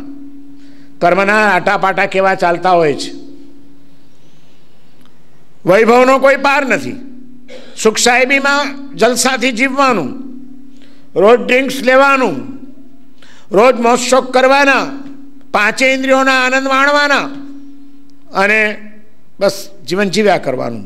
અભયકુમાર બધું સંભાળ્યા કરે, રાજ્યનું તંત્ર. શ્રેણિક મહારાજા તો મસ્તીમાં જીવે.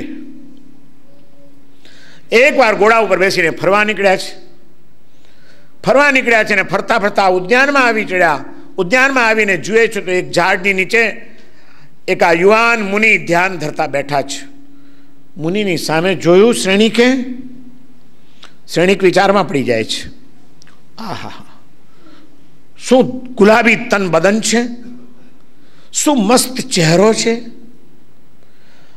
ઉછળતી જુવાની છે. આવી યુવાન વયમાં આવા રૂપનો અંબાર જેવો કોઈક યુવાન ચોક્કસ કોઈક સામાન્ય કુળનો તો ન જ હોય, કોઈક મહાન કુળમાં જન્મેલો લાગે છે. એના દેખાવ પરથી એવું દેખાય છે. સાધુ બની ગયો છે. શું થયું છે? એની પ્રેમિકાએ કાં તો એને દગો દીધો હશે, એને કંઈક ધંધામાં મોટું નુકસાન ગયું હશે, કોઈક જીવનમાં કંઈક મોટો આઘાત લાગ્યો હશે, કોઈએ એને દગો દીધો હશે. નહીં તો આવો યુવાન સાધુ કેમ બની જાય? બસ વિચારમાં ચડી ગયા શ્રેણિક. ઘોડા પરથી નીચે ઉતર્યા.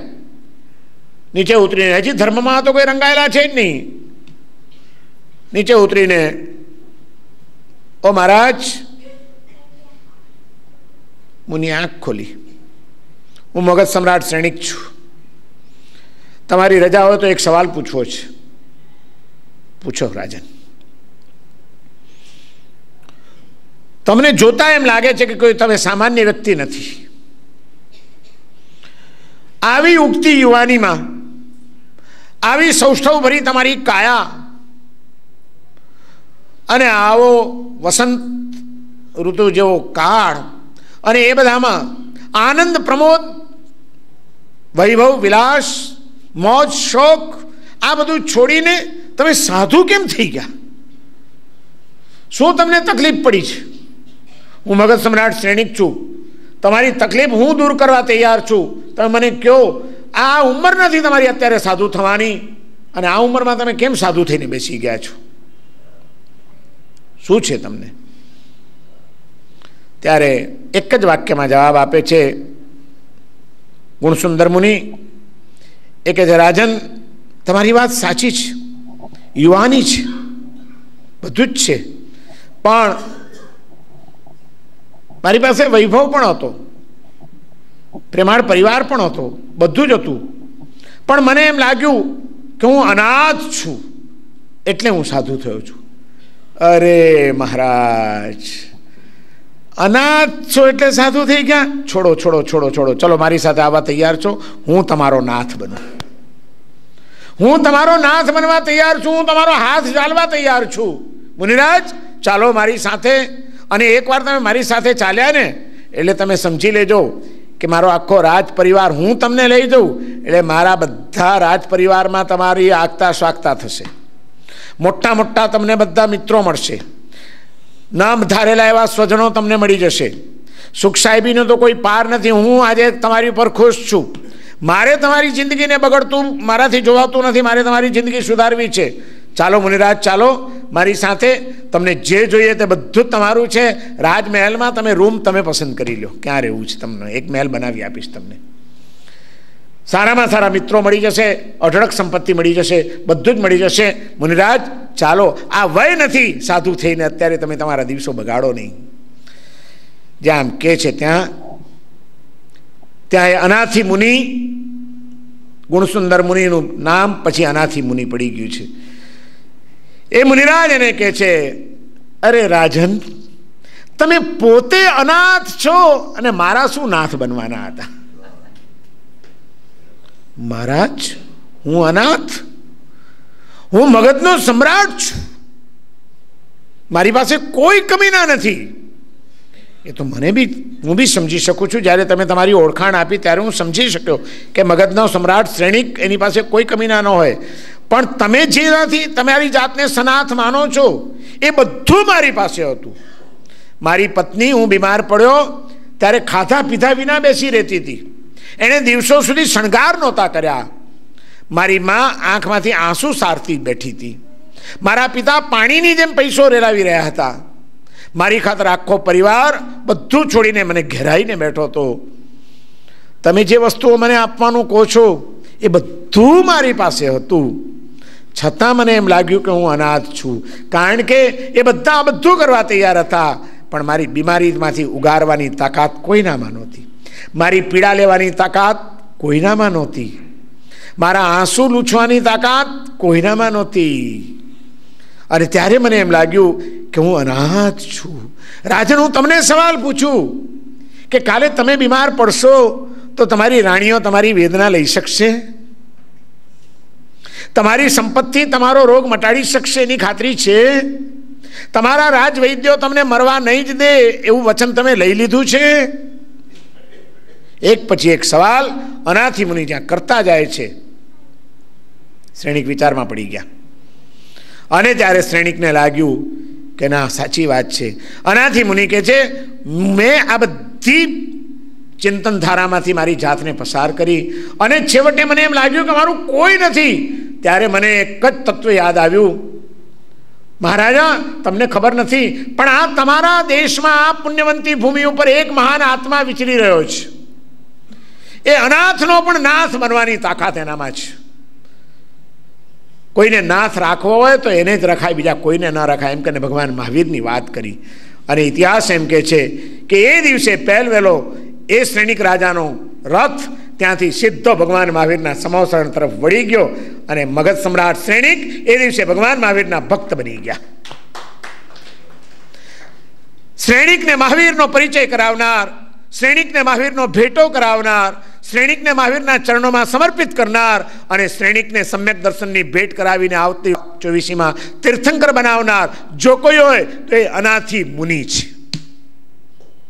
એક મહામુનિનો સત્સંગ, એક મહામુનિની માર્મિક વાણી મોટા રાજા અને મહારાજાઓને પણ વિચાર કરતા કરી મૂકે અને એના જીવનનું પરિવર્તન કરવાની તાકાત એક મુનિની વાણીમાં હોય છે. આખું શ્રેણિકનું જીવન પરિવર્તિત થઈ ગયું. રોજ મોજશોખ કરનારોને જેને એક પણ દિવસ દારૂના પેગ વિના નહોતું ચાલતું, એ સમ્રાટ શ્રેણિક ભગવાન મહાવીરના અગ્રગણ્ય શ્રાવકોમાં સ્થાન પ્રાપ્ત કરી ગયો. આનાથી મુનિએ એની દ્રષ્ટિ ખોલી નાખી. જીવનમાં મહત્વ છે દ્રષ્ટિનું. દર્શન એટલા માટે આપણે ત્યાં કીધું છે કે સમ્યક દર્શન એ જ ધર્મનો પાયો છે. તમારું દર્શન સમ્યક થઈ જવું જોઈએ. મિથ્યા દર્શન, ખોટું દર્શન નહીં ચાલે. દ્રષ્ટિ બદલી નાખો, સૃષ્ટિ બદલાઈ જશે. અને એક વખત જીવનમાં વહેલું કે મોડું આ બધા તત્વોના શરણે ગયા વિના ચાલવાનું નથી નથી નથી એટલું યાદ રાખજો. ગમે એટલો પૈસો હોય એની લિમિટ સમજી લેજો. બેંક બેલેન્સ વધારવાથી બધી જ રીતે જીવન નિશ્ચિંત બની જાય છે એવી જો ભ્રમણામાં હો તો વહેલી તકે એમાંથી નીકળી જજો. અવસરે પૈસો કામ નથી કરતો, અવસરે સંબંધીઓ પણ કામ નથી લાગી શકતા, ગમે એટલી લાગણી હોવા છતાં. અવસરે તમારી ઓળખાણો, ડોક્ટરો, કોણ કામ લાગે? અને ગમે તે દેશમાં રહેલો હોય માણસને આ તત્વના શરણે જવું જ પડે છે. અમેરિકાનો મહાન ધનાઢ્ય રોકફેલર, જેના નામે આજે તો રોકફેલર ફાઉન્ડેશનની ઘણી બધી પ્રવૃત્તિઓ દુનિયામાં ચાલી રહી છે. એ રોકફેલરના જીવનમાં પરિવર્તન કેમ આવ્યું? આ બાજુ અનાથી મુનિ જુઓ અને આ બાજુ રોકફેલર જુઓ, તમને સમાનતા દેખાશે. રોકફેલરની પાસે સંપત્તિની કોઈ કમી ના નહોતી. અમેરિકાની પહેલી હરોળના ધનાઢ્યોમાં એનું નામ હતું. અઢળક પૈસો, વિસ્તૃત ધંધો, મોજશોખ ભરેલું જીવન, અને મોટી કોઈ એવી ઉંમર પણ નહોતી. પણ મેં કીધું એમ પુણ્ય ક્યારે પરવારે અને કર્મ ક્યારે થપાટ મારે એનો કોઈ ભરોસો નથી. કારણ કે આપણે ક્ષણે ક્ષણે બદલાતા જતા આ મનથી જન્મ જન્માંતરમાં કેવા કેવા અલગ અલગ કર્મો બાંધ્યા છે એની કંઈ આપણને ખબર છે? રોકફેલર પણ આ જ રીતે માંદો પડ્યો. કોઈ ભયંકર બીમારી એને લાગુ પડી ગઈ. અમેરિકાના મોટા મોટા ડોક્ટરોની ટ્રીટમેન્ટો શરૂ થઈ ગઈ, પણ કોઈ કહેતા કોઈ સારવાર કામ કરતી નથી. દિવસ ઉપર દિવસ વીતવા માંડ્યા. પૈસાનો કોઈ હિસાબ નથી, ગમે એટલો પૈસો ખર્ચવા રોકફેલર તૈયાર છે. ઓપન ઓફર મૂકી દીધી કે જે કોઈ રોકફેલરની આ બીમારી મટાડી દેશે એને મોં માંગ્યું ઇનામ રોકફેલર તરફથી આપવામાં આવશે, પણ એને સાજા કરો. કારણ કે જિંદગીમાં દુઃખ જોયું નથી ને હવે દુઃખ આવ્યું છે ત્યારે સહન થતું નથી. દુઃખને પણ સહન કરવાની ટેવ સ્વેચ્છાએ પાડતા રહેજો. હા, ક્યારે તમારા ઘરે પણ ધરતીકંપ આવી શકે એનો કોઈ ભરોસો નહીં. ક્યારે તમારે ઝાડ ઉપર લટકીને 3 દાડા રહેવું પડે એનો કોઈ ભરોસો. હા, ક્યારે અગાસીમાં રહી જવું પડે, નીચે કાદવ કિચડને પાણી હોય એનો કોઈ ભરોસો. મોરબીના ફ્લડમાં મેં એ પણ જોયું છે, અને કચ્છના ભૂકંપમાં કાટમાળ નીચે દટાયેલા પણ દિવસો સુધી રહ્યા છે કે નહીં જીવતા માણસો. એને ખાવાનું મળ્યું હતું, એને પીવાનું મળ્યું હતું, એને નલ્લોપનું ગાદલું મળ્યું હતું કે સળિયા ઉપર પડ્યો હતો લોખંડના. ક્યારે કયું દુઃખ આવશે નહીં કંઈ ખબર છે આપણને. અને એ દુઃખને સહન કરવાની જો ટેવ નહીં પાડેલી હોય સ્વેચ્છાએ, તો સુખશીલતા ભર્યું જીવન જ્યારે દુઃખ આવશે ત્યારે મનની સ્થિતિ કેવી થશે વિચાર કરો. સહન થઈ શકશે આપણાથી? આ એટલા માટે તપશ્ચર્યા છે કે ખાવાનું હોય છતાં સ્વેચ્છાએ તપ ભૂખ્યા રહેવાની ટેવ પાડો. કે કોક દાડો 3 દાડા ભૂખ્યા રહીને ખાવાનું ન મળ્યું, કાટમાળ નીચે દબાઈ ગયા ભૂકંપમાં, તો વાંધો ના આવે. અભ્યાસો એનો ફરક પડે કે નહીં? મારે આરાધના કરવી છે સંકલ્પ કરો, પછી જુઓ મજા એની. રોકફેલર બીમાર પડ્યો છે, બધું નકામું થઈ ગયું છે. સંપત્તિ નકામી છે, એની ઓળખાણો નકામી છે, એની એક વાહવા ને એનું નામ ને બધું અત્યારે એને અકારું લાગે છે. અને ઊંઘ આવતી નથી, પીડા સહન થતી નથી, ચેન પડતું નથી, વ્યાકુળતાનો કોઈ પાર નથી. અને એક દિવસ રાતના પથારીમાં પડ્યો છે, અને અચાનક જ્યારે મેં કીધું ને બધા આધાર તૂટતા લાગે ત્યારે આધાર તો એક જ, છેવટે તો એના શરણે જવું જ પડે છે.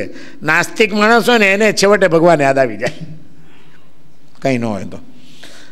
અને રોકફેલર આ પીડામાં પડેલો છેલ્લે એને ભગવાન યાદ આવે છે. Oh my God please save મી. હે ભગવાન મારી રક્ષા કરો, મને બચાવો. અને એ વિચાર કરે છે કે આ વખતે મેં પીડાનું દુઃખ જોયું, વેદનાનું દુઃખ મેં અનુભવ્યું.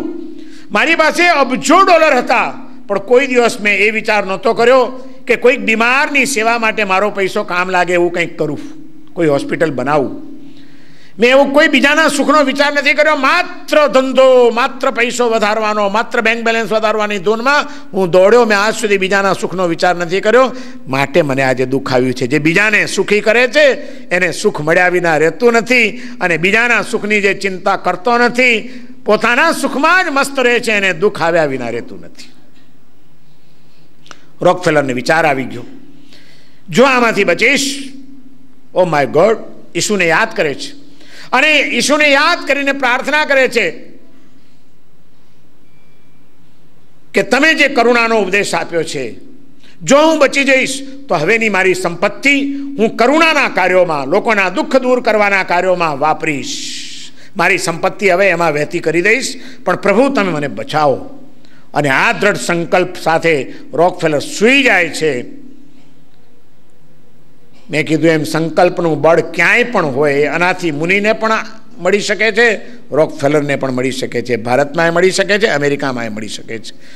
આ તો એક વિરાટ વિશ્વનું અગોચર તંત્ર છે. નિસર્ગની મહાસત્તા એની રીતે કામ કરી જ રહી છે. તમે થોડાક અનુકૂળ થાવ એને, એ મહાસત્તા તમને સહાય કરવા તૈયાર છે. રોકફેલરે જે આ સંકલ્પ કર્યો એને પણ એ દિવસે ઊંઘ આવી ગઈ. સવારના સ્વસ્થ, પીડા ઘણી ઓછી થઈ ગઈ છે, ડૉક્ટરોની ટ્રીટમેન્ટ હજી ચાલુ છે, પણ રાતના સંકલ્પ પછી જે એકદમ પરિવર્તન આવ્યું, તબિયતમાં એકદમ વળતા પાણી થયા, સુધરવા લાગી તબિયત, બીજે દિવસે પણ રાતના પાછો એ જ વિચાર કરતો કરતો સૂઈ ગયો. બીજે દિવસે પણ ઊંઘ આવી ગઈ અને એને એમ થઈ ગયું કે આ જે કંઈ ચમત્કાર છે આ ઈસુનો છે, આ જે કંઈ ચમત્કાર છે મેં બીજાના સુખનો વિચાર કર્યો ને એ માટેનો સંકલ્પ કર્યો એનો છે. બીજાના સુખનો જો સંકલ્પ આટલું પરિણામ આપી શકતો હોય તો બીજાને સુખી કરવાની પ્રવૃત્તિઓ તો મને ક્યાં પહોંચાડી દેશે. તરત જ બીજા દિવસની ઊંઘ પતી ગઈ. સવારે ફ્રેશ થઈને તૈયાર થઈને આવ્યો બહાર અને એણે પોતાના પ્રાઇવેટ સેક્રેટરીને ફોન જોડ્યો. સેક્રેટરીએ ફોન ઉપાડ્યો. હેલો, તો કે પ્લીઝ કમ હિયર નાવ. તો કે હુ સ્પીકિંગ? તો કે આઈ એમ રોકફેલર. તો પેલાને વિચાર આવ્યો કે આ રોકફેલરના નામે કોઈક મજાક કરતું લાગે છે. તો કે એ મિસ્ટર, તમે રોકફેલરના નામની મજાક ન કરો, તમને ખબર છે ને કયા માણસની તમે મજાક કરી રહ્યા છો? અરે કે હું રોકફેલર બોલું છું, મારે કામ છે, તમે જલ્દી આવી જાઓ અને એક કામ સાંભળો. આપણા દેશમાં જેટલી પણ માનવતાવાદી પ્રવૃત્તિઓ કરતી સંસ્થાઓ હોય, સારી હોસ્પિટલો હોય, સારી સ્કૂલો હોય, સારા અનાથ આશ્રમ હોય, એ બધાનું લિસ્ટ લઈને આવો, મારે ડોનેશન કરવું છે. એનો પ્રાઇવેટ સેક્રેટરી એને બહુ સારી રીતે જાણતો હતો, રોકફેલરનું માનસ, કે એક એક પૈસા માટે કેવો મરનારો માણસ છે અને જિંદગીમાં કોઈને એક પાય આપી નથી આ માણસ છે. એ માણસ ડોનેશનની વાત કરે એટલે કે એ મિસ્ટર, તમે સાચું કહો છો. આજે માણસ અવાજ તો બદલીને બોલી શકે છે, કોઈના અવાજની નકલ બી થઈ શકે છે. પેલો કે તમે સાચું કહો, તમે કોણ બોલો છો, કે તમે મજાક ન કરો, રોકફેલર નામની મજાક તમને ભારે પડી જશે. પેલો કે હું રોકફેલર બોલું છું. તોય આને વિશ્વાસ નથી બેસતો. આને એમ થઈ ગયું કે આટલા દિવસની માંદગીથી ઊંઘ્યા નથી, ખસી ગયું લાગે છે. ખસી ગયા વિના રોકફેલર ડોનેશનની વાત ન કરી શકે. પૈસો મેળવ્યો છે પણ ઇજ્જત ખતમ કરી નાખી છે. મારે તમને એક જ વાત કરવી છે. તમારા પુણ્યમાં હોય, તમારા પુરુષાર્થથી મળે એમ હોય, તમે પૈસો મેળવો, વાંધો નથી, પણ એવો પૈસો નહીં મેળવતા જે તમારી ઇમેજ ખતમ કરી નાખે. કોઈની હાયથી ખરડાયેલો, કોઈકના હૃદયને કકડાવીને મેળવેલો, કોઈકનું હડપ કરી જવાની વૃત્તિથી પ્રાપ્ત કરેલો પૈસો, કદાચ પૈસો આવી જશે તમારી પાસે, દુનિયામાં ઇમેજ તમારી ખતમ કરી નાખશે. એનો સેક્રેટરી માનવા તૈયાર નથી કે મારો શેઠ ડોનેશન આપવાની વાત કરે, પૈસાની પાછળ પાગલ થયેલો, એનેથી હવે રૂબરૂ જ જવા દે. કંઈ ખબર નથી પડતી, હાડો ગોટાળો લાગે છે કંઈક. સેક્રેટરી ઉપડ્યો, ગયો રોકફેલરને ત્યાં. પેલો તૈયાર જ બેઠો હતો રાહ જોઈને. આવો સર, હમણાં ફોન આપે કર્યો હતો? તો કે હા. આમ પાછો એના મોઢા અમે જોઈ રહ્યો. હાડો કંઈક આ ગરબડ. રોકફેલર બી સમજી ગયો, આટલો મોટો ઉદ્યોગપતિ તરત સમજી ગયો કે આને મારા જીવનનો, મારો તો પ્રાઇવેટ સેક્રેટરી એટલે મારી રગે રગ જાણે ને મારી પર એને વિશ્વાસ નથી આવતો. એટલે કે મિસ્ટર, હું સમજી શકું છું કે તમે કન્ફ્યુઝનમાં છો, પણ એક વાત સાંભળી લો, ગઈકાલનો રોકફેલર મરી ગયો છે, આજે નવો રોકફેલર જન્મ્યો છે. અને આ નવો રોકફેલર તમને ઓર્ડર કરે છે કે જેટલી પણ સખાવતી સંસ્થાઓ હોય, કરુણાના કામ કરનારી, દયાના કામ કરનારી, એનું લિસ્ટ લઈને આવો અને આપણે એના ચેક ફાડવાના છે. પેલો ગયો, ફટાફટ બધું ઇન્ટરનેટ ઉપર ને હવે તો બધી ડિરેક્ટરીઓમાં બધી સંસ્થાઓના લિસ્ટ તો ફટાફટ મળી જાય. આખા દિવસમાં લિસ્ટ તૈયાર કરી દીધું. સાંજ પડે લિસ્ટ લઈને આવી ગયો પાછો. જેવી સંસ્થા એની પ્રવૃત્તિ વિશેની બધી માહિતી થોડી મેળવી લીધી હતી. આ સંસ્થા આ કામ કરે છે, કોઈકને 25,000નો, કોઈકને 50,000નો, કોઈકને 10,000ના ચેકો તૈયાર કર્યા. ચેકો તૈયાર કરીને તે સંસ્થાઓને મોકલી દેવામાં આવ્યા. જિંદગીમાં પહેલી વાર આજે ડોનેશન કરવા બેઠો છે રોકફેલર. હજારો ડોલરની સખાવત કરવા માંડ્યો. બધે ચેક ગયા. અઠવાડિયામાં ચેક પાછા આવવા લાગ્યા, બધા નોટ સાથે. રોકફેલરનો પૈસો અમને અમારી સંસ્થામાં જોઈતો નથી, નહીં તો અમારી સંસ્થા ઉઠી જશે. માટે તમને કહું છું કે પૈસો મેળવો પણ ઇજ્જત નહીં બગાડતા. તમારી ઇમેજ ખરાબ ન હોવી જોઈએ. કારણ કે બધાને ખબર હતી કે લોકોને ચૂસીને, ઠગીને, બનાવીને રોકફેલરે ઘણાની અહીં આંતરડીઓ કકડાવીને આ પૈસો મેળવેલો છે. એવો કોકની આંતરડીથી કકડેલો પૈસો જે સંસ્થામાં આવે ને એ સંસ્થામાં બરકત ના આવે, ઉઠી જાય સંસ્થા. લોકો લેવા તૈયાર નથી. Cheque return. આ બનેલી સત્ય ઘટના છે. જનકલ્યાણમાં આખી આવેલી આ પ્રસંગ સત્ય ઘટના. ચેક પાછા આવ્યા ને તે દિવસે રોકફેલરને ધક્કો લાગ્યો કે ઓ બાપ રે, આ મારી છાપ છે. હું માનતો હતો કે મારી પાસે અઢળક પૈસો, મોટો ઉદ્યોગપતિ, મારી તો બોલબાલા. શું મારી ધૂળ બોલબાલા? આજે મારો પૈસો લેવા કોઈ તૈયાર નથી.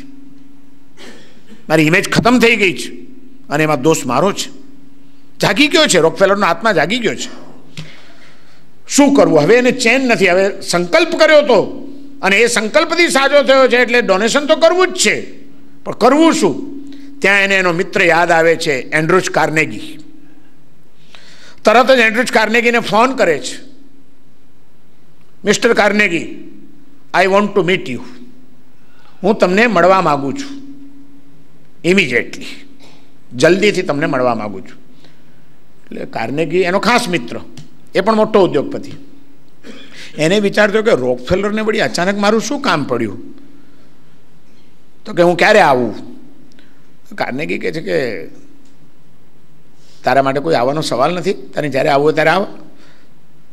તો કે જો તમને અનુકૂળતા હોય તો આપણે કોફી શોપમાં જઈએ, ત્યાં જઈને આપણે બેસીએ શાંતિથી, મારે તમને એકાંતમાં મળવું છે. ઓકે, નક્કી કર્યું. બંને જણા મળે છે. રોકફેલર એન્ડ્રુજ કાર્નેગીનો હાથ પકડીને ધ્રુસકે ને ધ્રુસકે રડે છે. દોસ્ત, તું આજે મને મદદ કર, મને આજે તારી મદદની જરૂર છે. મારો પૈસો લેવા કોઈ તૈયાર નથી અને હવે તારે મને મદદ કરવાની છે મારો સંકલ્પ પૂરો કરવા માટે. તો કે કેવી રીતે? પૈસા હું તને આપીશ, તારા એકાઉન્ટમાંથી ચેક જાય તારા નામે, સહી તારી, તારા નામે ચેક જાય, પૈસો મારો, મોકલવાનો તારે. એન્ડ્રુજ કાર્નેગી કે એવું કેમ થાય કે આટલું મોટું ડોનેશન અને મફતનો જસ મારે કાઢવાનો? તારા પૈસાને મારા નામથી કેમ જાય? કે તો ન થાય. કે થાય કે ન થાય? દોસ્ત, મેં જિંદગીમાં કોઈ દિવસ તારી પાસે કંઈ માગ્યું નથી. આજે પહેલી વાર હું માગું છું અને આંખમાં આંસુ સાથે તું માગું છું કે તારે મને હેલ્પ કરવી પડશે. આટલું કામ તારે મારું કરવું જ પડશે. માથાકૂટ પછી છેવટે એન્ડ્રુજ કાર્નેગી તૈયાર થયો. એન્ડ્રુજ કાર્નેગીના નામે એ જ સંસ્થાઓને પાછા બધા ચેક ગયા. એવી કઈ સંસ્થા હોય જેને પૈસાની જરૂર ન હોય, ડોનેશન ન જોઈતું હોય, કોઈને પણ જોઈતું હોય? ફટાફટ ચેકો સ્વીકારાઈ ગયા. એન્ડ્રુજ કાર્નેગીની છાપ સારી હતી, સારા માણસની હતી, એના ચેકો બધા સ્વીકારાઈ ગયા અને થોડાક સમય સુધી રોકફેલરનો પૈસો એન્ડ્રુજ કાર્નેગીના નામે સમાજમાં વહેતો થયો, સંસ્થાઓમાં વહેતો થયો, કરુણાના કામો થતા ગયા અને સંતોષ થઈ ગયો છે.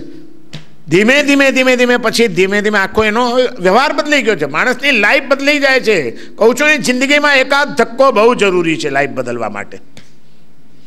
આખી જિંદગી બદલાઈ ગઈ છે રોકફેલરની. એનો વ્યવહાર, એનો સ્ટાફ સાથેનો વ્યવહાર, માણસો સાથેનો વ્યવહાર, બોલવાની સિસ્ટમ, એકની કાળજી કરવાની, બધાને એમ થઈ ગયું કે ખરેખર નવો રોકફેલર જન્મ્યો છે. બદલી ગયા, પહેલાનો રોકફેલર છે જ નહીં. અને ધીમે ધીમે એની છાપ સુધરી. પછી લોકોને ખબર પણ પડી કે આ એન્ડ્રુજ કાર્નેગીના નામે પૈસો આવે છે, રોકફેલરનો પૈસો છે, પણ રોકફેલર હવે સુધરી ગયો છે.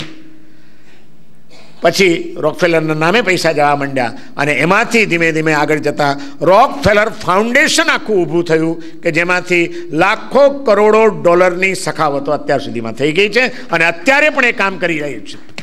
નાવ અત્યારે પણ રોકફેલર ફાઉન્ડેશન એક્ટિવલી કામ કરી રહ્યું છે. સ્કૂલો, કોલેજો, હોસ્પિટલો, અનાથ આશ્રમો, રક્તપિત્યાના આશ્રમો, બધાની અંદર અને નવા સંશોધનો દવાઓના, એ બધામાં રોકફેલર ફાઉન્ડેશન અત્યારે બહુ મોટા પાયે કામ કરી રહ્યું છે.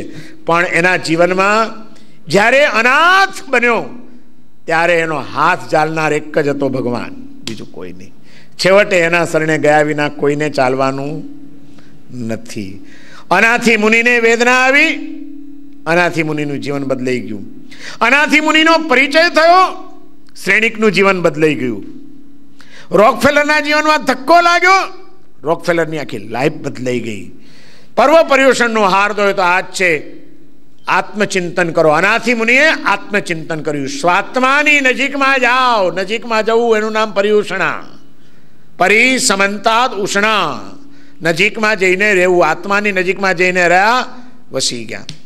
શ્રેણિક મહારાજા મહાત્માની નજીકમાં જઈને રહ્યા, શ્રેણિકનું જીવન બદલાઈ ગયું. રોકફેલર જીવાત્માઓની નજીકમાં જઈને રહ્યા, જીવાત્માઓની કરુણાના સંકલ્પ કર્યા, જીવન બદલાઈ ગયું. પર્વ પર્યુષણ આપણને એક જ કહે છે, પોતાના દેહ ભાવમાંથી જરાક ઉપર ઉઠીને આત્મભાવમાં ઠરવાનો પ્રયત્ન કરજો. બીજા જીવોના સુખનો વિચાર કરજો. આ દુનિયામાં ઘણા લોકો દુઃખી છે, ઘણા પીડિત છે, ઘણા અસ્વસ્થ છે. બધા આપણે સુખી છીએ એટલે બધા સુખી જ છે એવું માની લેવાની જરૂર નથી. આપણા જૈનો પણ એવા ઘણા મળશે તમને તપાસ કરશો તો, કે જેને કદાચ જીવન નિર્વાહ પણ સરળતાથી કરવો મુશ્કેલ હશે. એવાઓને માટે આપણે જો કંઈ કરી ન શકીએ, આપણી પાસે શક્તિ હોય છતાં, તો તમને એમ નથી લાગતું કે આ પ્રભુનો મહાન ધર્મ મળેલો આપણે ગુમાવી રહ્યા છીએ? હીરાનો કોથળો મળ્યો છે અને આપણે દરિયામાં ફેંકી રહ્યા છીએ. એક હીરો પણ હજી બચ્યો છે, જિંદગી છે ત્યાં સુધી તમારી, ત્યાં સુધીમાં એનું મૂલ્યાંકન કરી લેજો. મૂલ્યાંકન કરી લેતા શીખીએ આપણને કે કયા તત્વો મળ્યા છે આપણને, કેવી તકો મળી છે આપણને, કયો અવસર મળ્યો છે આપણને, અને કયા આદર્શો મળ્યા છે આપણને. એ અનાથી મુનિને યાદ કરજો, એ રોકફેલરને યાદ કરજો, એ સિકંદરને યાદ કરજો. છેવટે બધાને ધર્મના શરણે જવું પડ્યું છે, છેવટે બધાને પ્રભુના શરણે જવું પડ્યું છે. અને જીવનમાં ગમે એટલું બધું મેળવેલું હોય, દરેક ચીજની એક મર્યાદા છે, એ સમજીને ચાલવાનું છે. પૈસાની પણ એક મર્યાદા છે, સંબંધોની પણ એક મર્યાદા છે, સ્વજનોની પણ એક મર્યાદા છે, ઓળખાણોની પણ એક મર્યાદા છે. આ બધું લિમિટેડ છે. અનલિમિટેડ જો કોઈ હોય તો એ છે પરમાત્માની કૃપા. અનલિમિટેડ, કોઈ દિવસ ખૂટતી જ નથી. એક વખત એનો પ્રવાહ શરૂ થયો, જગતના સર્વ જીવો પ્રત્યેના હૃદયની કરુણા જે વહી રહી છે, વહી રહી છે, વહી રહી છે. ના ખુદા જિનકા નહીં ઉનકા ખુદા હોતા હૈ. એ હંમેશા આપણે શ્રદ્ધાને મજબૂત કરીને આ પર્વ પર્યુષણના દિવસોની અંદર આપણે જો કંઈક કરવાનું હોય તો આ કામ કરવાનું છે. ખોટી ભ્રમણાઓમાંથી બહાર નીકળી જઈએ, વાસ્તવિકતાને સમજી લઈએ અને જીવનને પૂદગલ ભાવમાંથી આત્મભાવમાં લઈ જવાનો પ્રયત્ન કરીએ તો આ પર્વ પર્યુષણ આપણા સફળ. આખી જિંદગી આપણે પૂદગલ ભાવમાં જીવ્યા છીએ, હવે આત્મભાવમાં જવાનું છે. અને આત્મભાવમાં જવા માટે આપણે આ દિવસોમાં પુરુષાર્થ કરવાના છીએ. આજે તમને અનાથી મુનિની વાત જાણવા મળી કે એક આત્મચિંતન શું કરી શકે છે, એક સાધુ પુરુષનો સમાગમ શ્રેણિકના જીવનમાં કેવું પરિવર્તન લાવી શકે છે, એક જીવાત્માઓ પ્રત્યેની સંવેદના રોકફેલરના જીવનમાં કેવો ચમત્કાર સર્જી શકે છે. સ્વાત્મા, જીવાત્મા, મહાત્મા, પરમાત્મા, આ બધાના પ્રભાવોને આપણે સમજીએ જ નહીં, જીવનમાં થોડાક અનુભવીએ. થોડોક કંઈક આપણો પોતાનો અનુભવ જે દિવસે થશે ને, એ દિવસે અનુભવને કોઈ ડગાવી નહીં શકે. બુદ્ધિથી સાંભળેલું, બુદ્ધિથી સ્વીકારેલું કે બુદ્ધિથી સમજેલું એને હલી જતા વાર નહીં લાગે, પણ જીવનમાં અનુભવેલું હશે ને એને કોઈ હલાવી નહીં શકે આ દુનિયાની અંદર. આપણે અનુભવ કરીએ, કંઈક થોડીક ક્ષણો અંતરમાં બેસવાનો પ્રયત્ન કરીએ, અંદરમાં ડૂબકી મારીએ, થોડીક ક્ષણો પરમાત્માના ચરણોમાં જઈને ક્યારેક આંસુના બે બુંદ ચડાવી દઈએ, જુઓ પછી તમે એનો ચમત્કાર. પણ હૃદયના ઊંડાણથી થયેલો સંકલ્પ હોવો જોઈએ. શુભ સંકલ્પના બળો ન ધાર્યા પરિણામો લાવી શકે છે. સંકલ્પ શુભ હોવો જોઈએ, સંકલ્પ મજબૂત હોવો જોઈએ, અને સંકલ્પ હૃદયના ઊંડાણથી થયેલો હોવો જોઈએ. તો એના દિવ્ય પરિણામો આજે પણ અનુભવી શકાય છે, અને આપણે એ અનુભવવાનો આ 8 દિવસમાં પ્રયત્ન કરવાનો છે. આ જે મહાન તત્વો છે એને આપણે ઓળખવાના છે. આજે તમને અનાથી મુનિનો પરિચય થયો, આવતીકાલે એવા જ એક બીજા મહામુનિનો પરિચય કરાવવામાં આવશે કે એમના જીવનમાં કેવી કેવી ચડતી પડતી આવી, અને મન ક્ષણે ક્ષણ કેવા કેવા રંગ બદલે છે.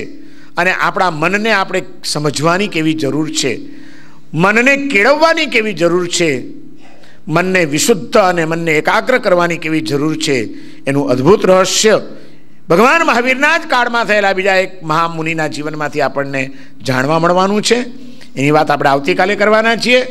આ રીતે આપણે આ 8 દિવસ દરમિયાન મહાત્માઓનો પરિચય કેળવીને આપણા એ પૂર્વજો નો ગૌરવવંતો ઇતિહાસ સાંભળીને આપણા હૃદયને આપણે ભાવોલ્લાસ ભર્યું કરવાનું છે કે આ મહાપુરુષોએ આપણી ઉપર ઉપકાર કરેલા છે. આવા મહાપુરુષો આપણા ઇતિહાસમાં થયેલા છે ભગવાન મહાવીરની પરંપરામાં, અને એમનો વારસદાર છું હું, તો મારી કોઈ ફરજ ખરી કે નહીં, થોડાક અંશે તો એમના વારસાને જાળવી શકું એવી, એ માટે મારે શું કરવું જોઈએ, આવું ચિંતન તમારા અને મારા આપણા સૌના મનમાં જાગે. એ માટે આપણે 8 દિવસ સહચિંતન કરવાના છીએ. ખૂબ શાંતિથી, ખૂબ ધ્યાનથી, માત્ર સાંભળીને અટકી નહીં જતા, સાંભળ્યા પછી પણ એની ઉપર વિચારો કરજો. આમાંથી જે કોઈ વાતો આપણને ક્યાંક લાગુ પડતી હોય એની ઉપર થોડુંક ટેલી કરજો કે આ વાત મારા જીવનમાં બરાબર મેચ થાય છે. હા થાય છે, આવું મને પણ અનુભવાયું છે, અનુભવાયું છે. લાવ તો આ માર્ગ એમને જો અનુકૂળ આવ્યો તો મને અનુકૂળ આવે એમ છે કે નહીં, લાવ અખતરો કરી દઉં, પ્રયોગ કરી દઉં. શ્રવણનો યોગ થયો છે આજે, જીવનમાં એનો હવે પ્રયોગ કરવો પડશે, નહીં તો આ બધી વાતોનો વિયોગ થઈ જશે પાછો. આવું કંઈ જ ના થાય એ માટે આપણે ખૂબ સજાગપણે સારી રીતે આ પર્વ પર્યુષણને મારે કંઈક નવું લઈને જવું છે, નવું પામીને જવું છે, જીવનમાં કંઈક અનુભવીને જવું છે, એવો દ્રઢ સંકલ્પ આજે કરી લેજો. અને એ તમારો સંકલ્પ પરમાત્માની કૃપાથી સફળ થાય એવી પ્રાર્થના સાથે અત્યારનું પ્રવચન પૂર્ણ કરું છું. સર્વમંગલ માંગલ્યમ સર્વકલ્યાણ કારણમ પ્રધાનમ સર્વધર્માણામ જૈનમ શાસનમ. બોલો પાર્શ્વનાથ ભગવાન કી, બોલો મહાવીર સ્વામી ભગવાન કી, જીન શાસન દેવ કી જય.